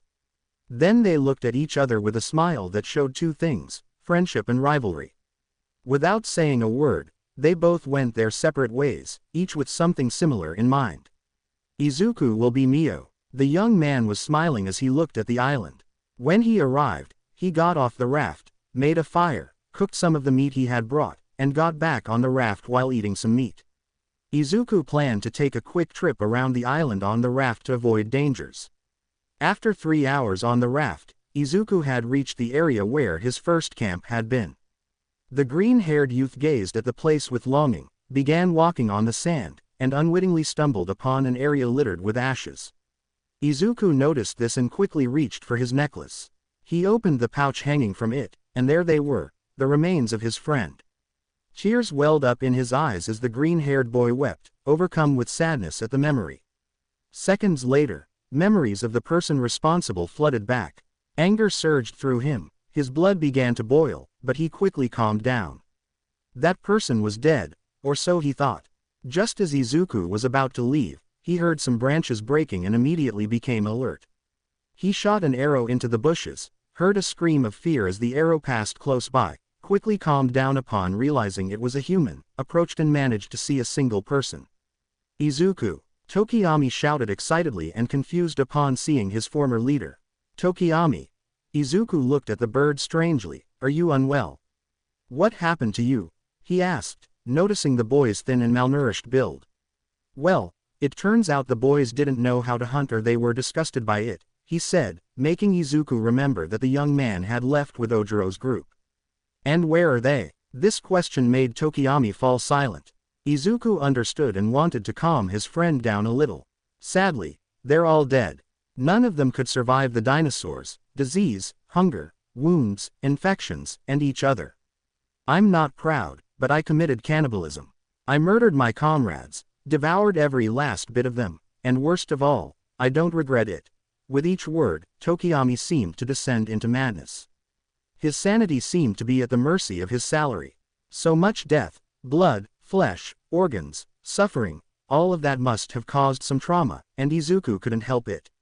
I'm so sorry, I don't know what you went through, but I can help you. Tokiyami's eyes were wide open. In a few seconds he had descended into madness.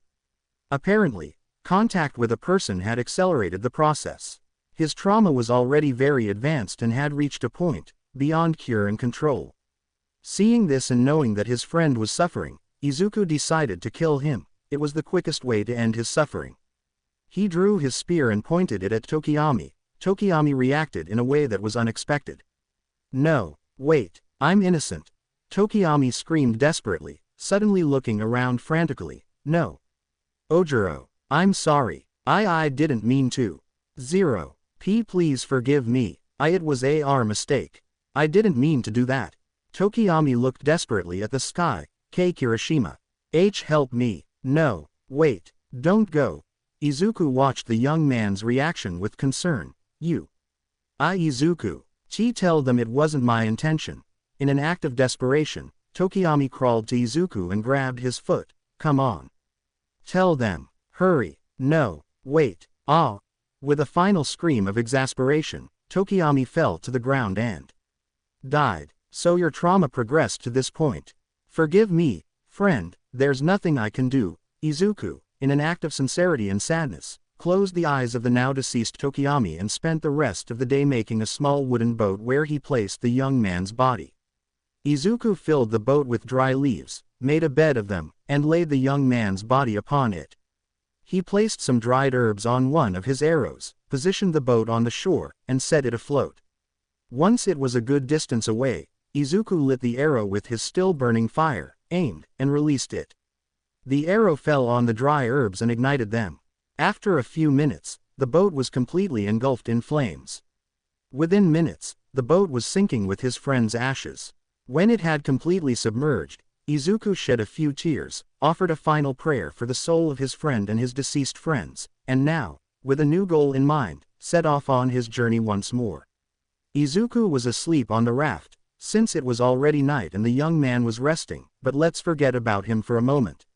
On the island of herbivores, crabs, turtles, and many other names, something was decided.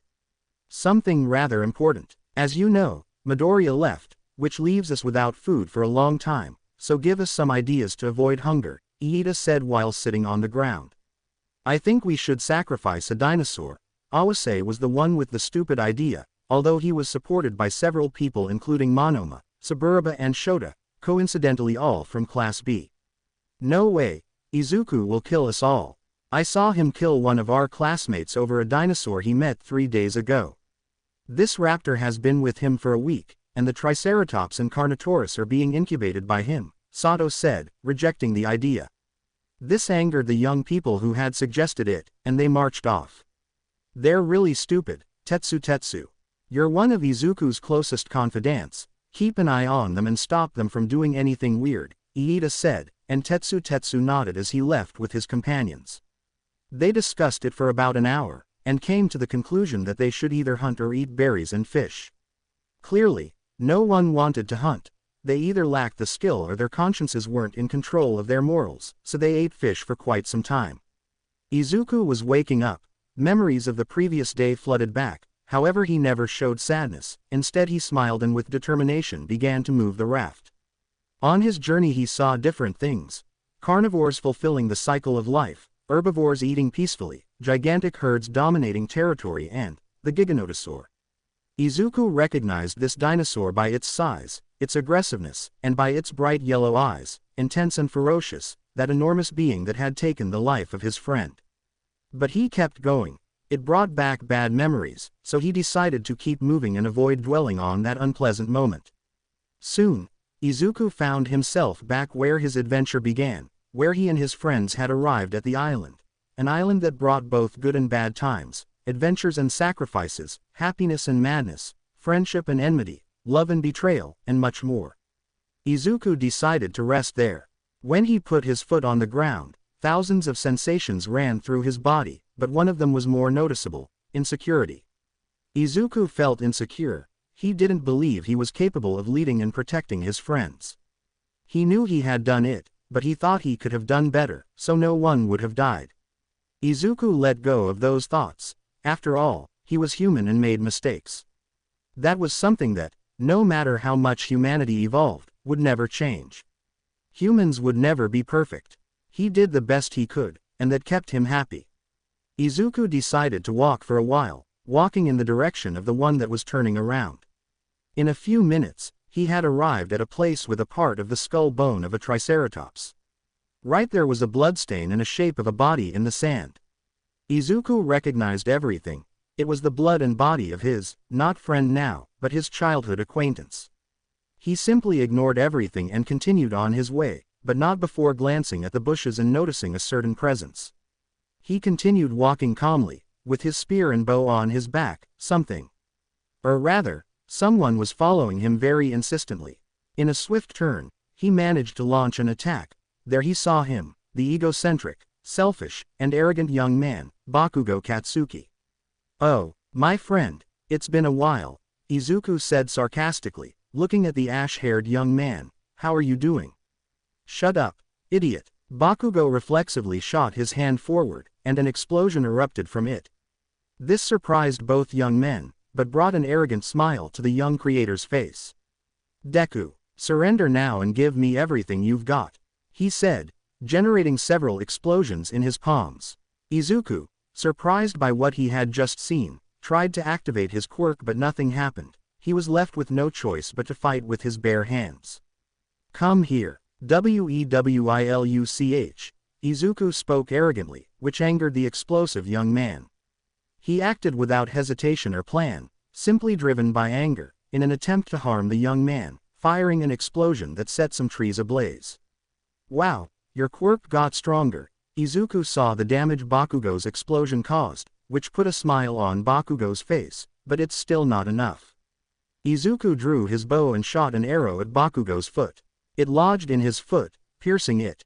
Bakugo painfully pulled the arrow out, without seeing the arrowhead or Izuku's smile.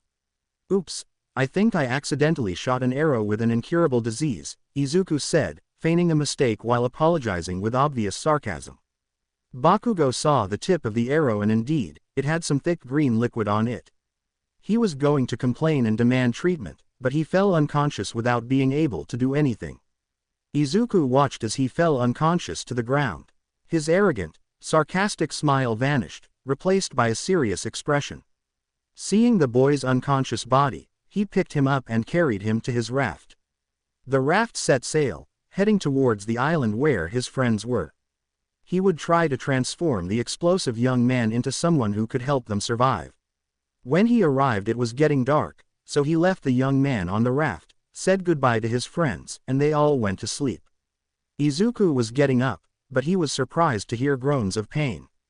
He looked outside the cabin, and saw that it was still night. He estimated it was 2 or 3 in the morning.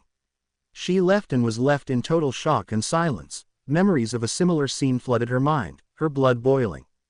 That's when she realized, people don't change no matter how hard you try. A crystal, no matter how much you shape it into diamonds or embellish it, is still just a simple, miserable crystal. So without hesitation he attacked. Izuku launched his attack, and in a surprise thrust managed to pierce through that person. Izuku managed to make it out. The person attacking his dinosaurs wasn't human, it was made of many polygons, it had a humanoid shape. This strange being, as soon as it received the stab wound, disappeared as if it had never existed. Izuku, puzzled because from a distance it had the form of Bakugo, wondered, wait. Where is Bakugo? Izuku, alarmed at not seeing the young man, began running around the island, searching everywhere but finding nothing.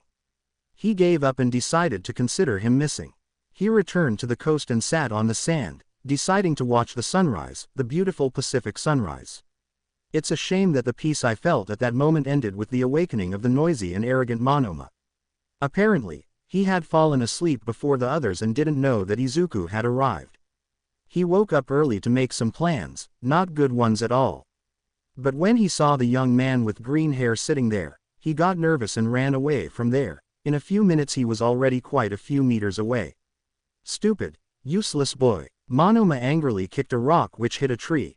Those idiots only think about you, as if you were the best thing ever, he whispered angrily and enviously of the boy. When he raised his head, since he had been looking at the ground, he saw Bakugo in front of him. Both of them had an arrogant smile. So you think the same as me, huh? Bakugo looked at the blonde with his arrogant smile. The blonde nodded and they both started talking. Look, let's do this. I don't like Deku, and neither do you from what I can see. We'll do the following. And so they began to plan different ways to turn everyone against Izuku. Returning to Izuku, tired of searching for Bakugo, he decided to hunt and resume his journey. He hunted for approximately 3 hours, bagged many tons of game, and then left. His journey was faster, since he didn't stop anywhere and continued circling the island. In just a few hours of travel, Izuku found himself in front of a large red obelisk. He decided to see what it was, so he stopped on the coast and with his bow and spear set off to see what that obelisk was. Along the way he managed to see several dinosaurs, aggressive, neutral and passive. The one that surprised him the most was the Therizinosaurus, but he didn't stop for them either. Once he was where the obelisk floated he saw a metal base with a strange thing in the middle. He approached, and at a certain distance, a hologram activated. It showed an image of a dragon, and next to it were images of dinosaurs, specifically T-Rex and Uranus. Above the images were coordinates. Izuku looked at his map, which displayed a graph marking latitude and longitude from 1 to 100, allowing him to navigate. Izuku decided to return to his raft and continue his journey from there. He passed through many places, saw many dangers, saw many dinosaurs, and a lot of flora.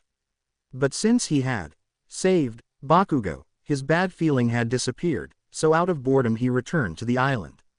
She never thought her trip would get so complicated. An attack came upon their raft. The giant whale had seen their raft and decided to attack it. Another attack, this one even stronger than the last. Izuku felt the fear of falling into the megalodon-infested water and being eaten by them. In his haste to get out of there, he grabbed some burning pieces of wood and threw them into the water, hoping they would hit the whale and scare it away, but it didn't work.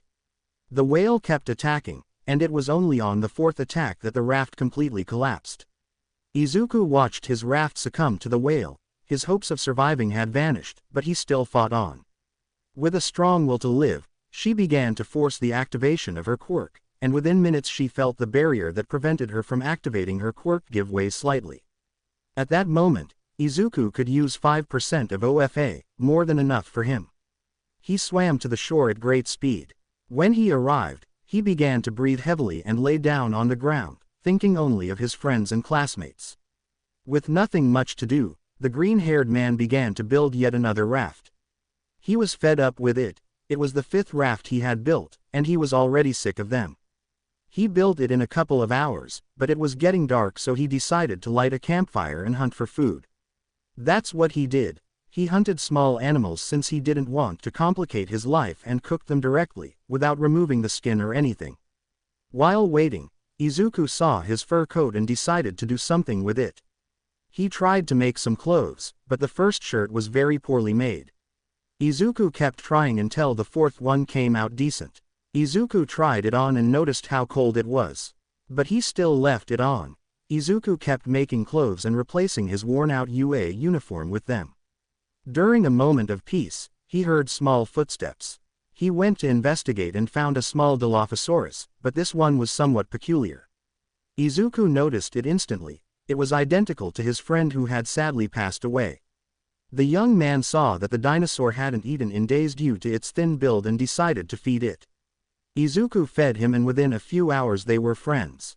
Izuku wanted to give him a name and named him Dofty. The dinosaur reacted well to the name, and from there began what was once a friendship. Now it's the same but stronger and hopefully lasting. Izuku woke up with his new friend beside him. Both of them felt hungry as soon as they got up, which was evident on their faces. Izuku stretched his body, washed his face since he was near a river, and replicated a technique he had in mind.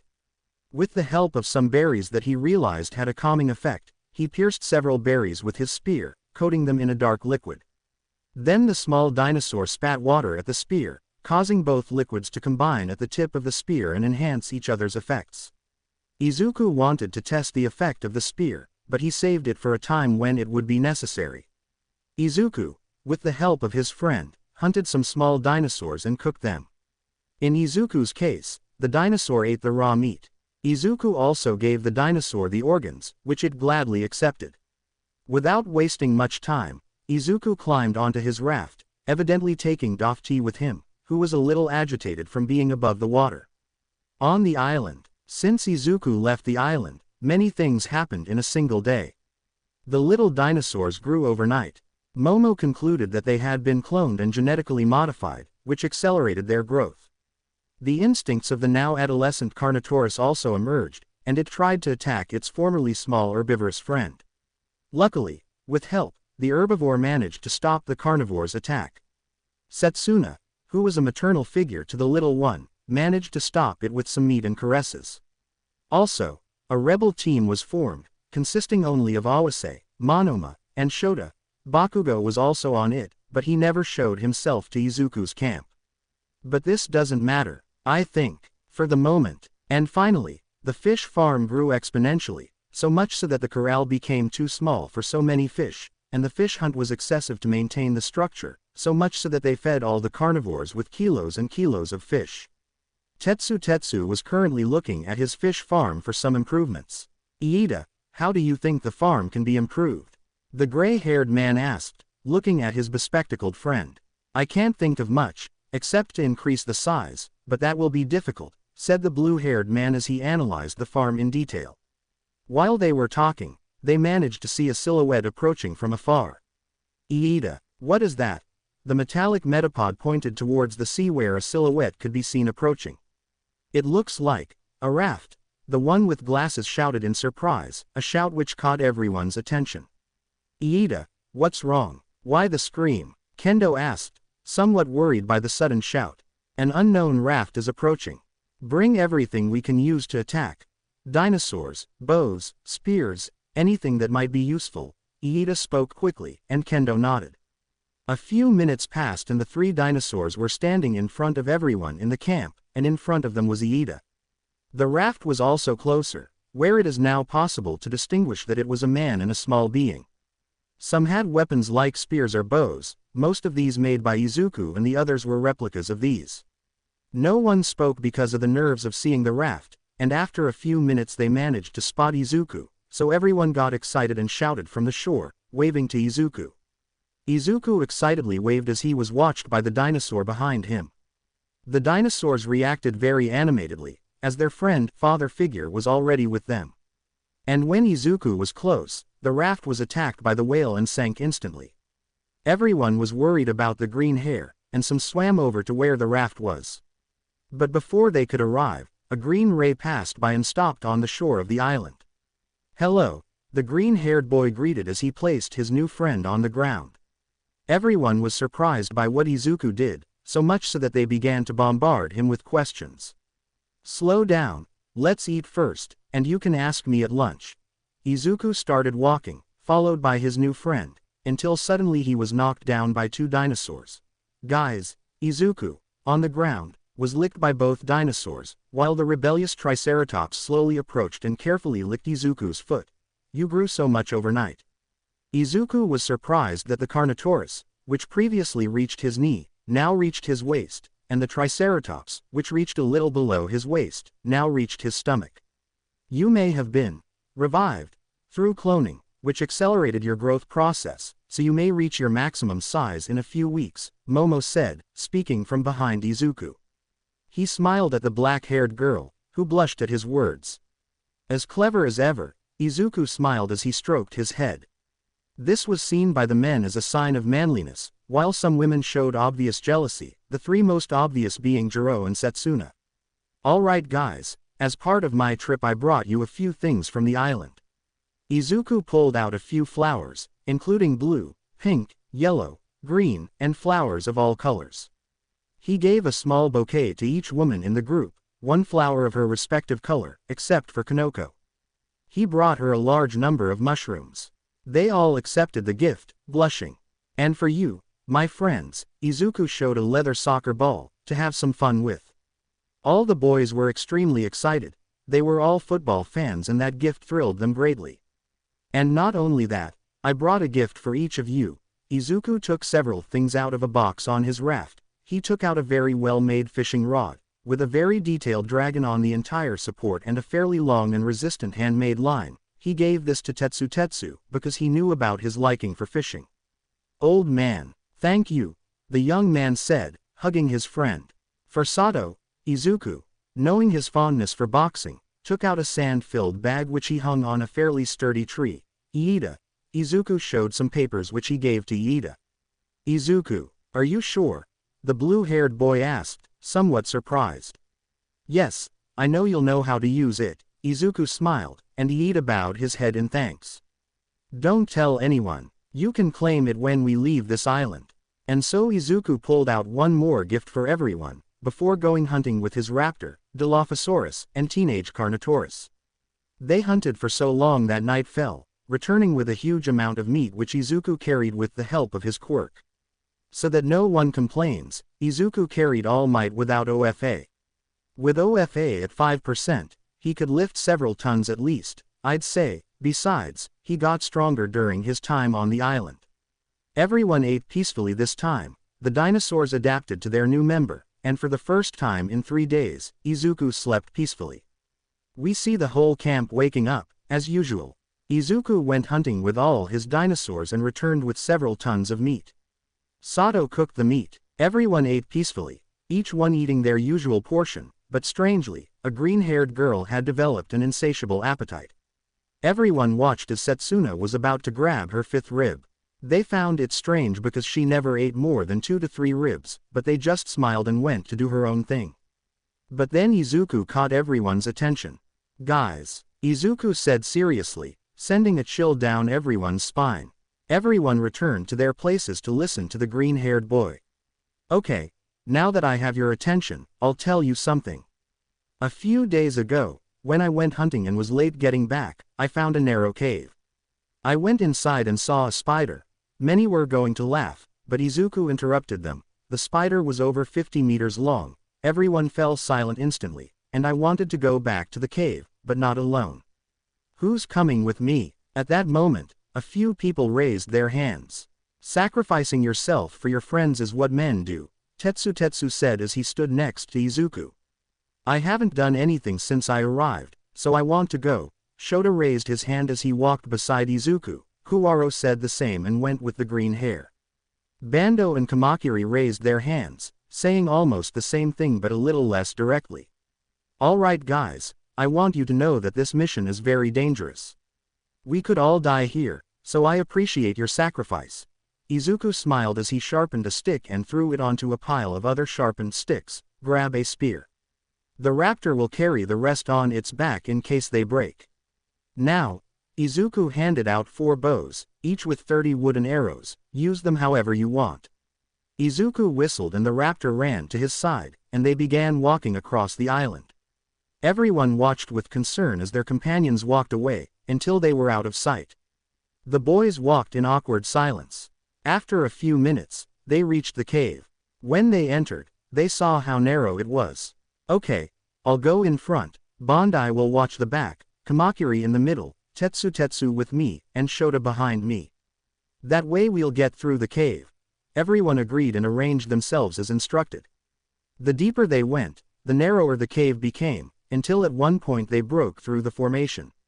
On the small path, the raptor was last and Izuku first. At that moment, many small footsteps were heard, along with some very high-pitched and disgusting roars. And out of nowhere, a swarm of insects fell from the ceiling. Spiders came out of the walls, bats flew through the cave, and snakes emerged from the walls. Everyone was frightened and disgusted by so many insects. They quickly all began to attack randomly, some closing their eyes out of fear and disgust. And unexpectedly, an insect resembling a giant centipede launched an acid attack that Izuku reflexively dodged. Tetsu moved aside, and Shota took the hit due to his poor reaction. Instantly, a group of spiders launched themselves to attack him, as the acid had left him lying on the ground. All those who were busy attacking the other creatures could only hear bites and powerful cries of pain. Ah! Shota screamed as he watched his own entrails and liver being eaten alive by spiders. Everyone was frozen in shock. Kuwaro was almost struck by lightning, but Izuku saved him with an arrow. The spiders are keeping him alive. Bondo shouted, watching as the spiders only ate non-lethal parts. Everyone saw Shota, and it was true, all his non-essential organs were scattered on the ground, accompanied by a red liquid and a putrid smell due to the young man's large intestine. Kuwaro, who witnessed the scene with fear, disgust, repulsion, anger, and sadness, felt his body begin to react on its own. Fear had consumed him. Ah! The young Kuwaro screamed as he ran from the place, only to encounter many insects which instantly finished him off, devouring his stomach first and then his intestines. The insects had finished off Shota, then a spider unlike the others emerged from a wall to carry the body away from the fight, and thus on the chest of the deceased young man it laid a few eggs and wrapped the body in silk, before doing the same with the other body. Izuku and Tetsu looked into each other's eyes and nodded. Quickly, Izuku whistled and ordered the raptor to leave. It left the cave at great speed. Izuku now saw Bondo in a lot of trouble and had already received many serious injuries. Izuku was going to help him, but knowing how Izuku was, Bondo spoke without looking at him. "Get out of here. I'll stop you, but please get out of here," Bondo said desperately, while Tetsu refused and was about to help him, but Izuku stopped him. "Izuku," Tetsu spoke, looking at his friend. "It pains me to say it, but there's no hope. We don't have good medical treatment, so he'll bleed to death." Izuku looked at Tetsu, who nodded with tears in his eyes. He glanced at his partner one last time to give his friend a military salute, and Tetsu smiled, for he had always wanted to be a soldier. "Bondo.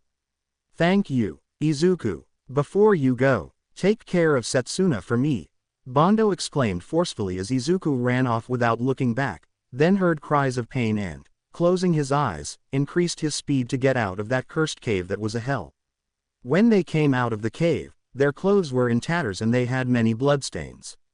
Tetsu, let's go back. This cave, we mustn't return."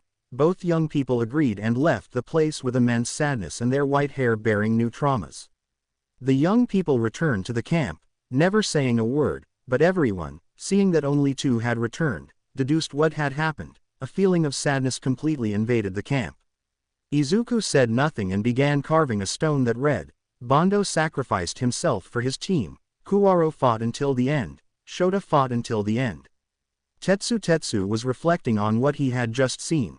So much blood, his comrades and friends dying, his own body paralyzed with fear. Yet he saw Izuku as if nothing had happened, as if the sacrifice of his friends didn't matter to him, for he was going to the camp with a smile. "Izuku," the boy's soft voice caught the attention of the green-haired boy. "Tell me," Izuku asked as he walked away without looking at his friend. "Does their sacrifice mean nothing to you?" The gray-haired man asked bluntly.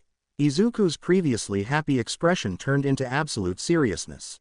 Tetsu, his death is something we couldn't prevent. We all made the decision to go. Thanks to Bondo, you and I are here now. Obviously, I care. Obviously, I feel powerless because I know I could have done more and perhaps prevented their deaths. But my mother taught me many things, and I want to teach those things to you. A strong man protects himself. An even stronger man protects everyone around him. But an even stronger man smiles through anything. He shows the world that not even death will destroy his devotion to protecting. That's why I prefer to remember those great guys with a smile, because if it weren't for them, you and I would have died.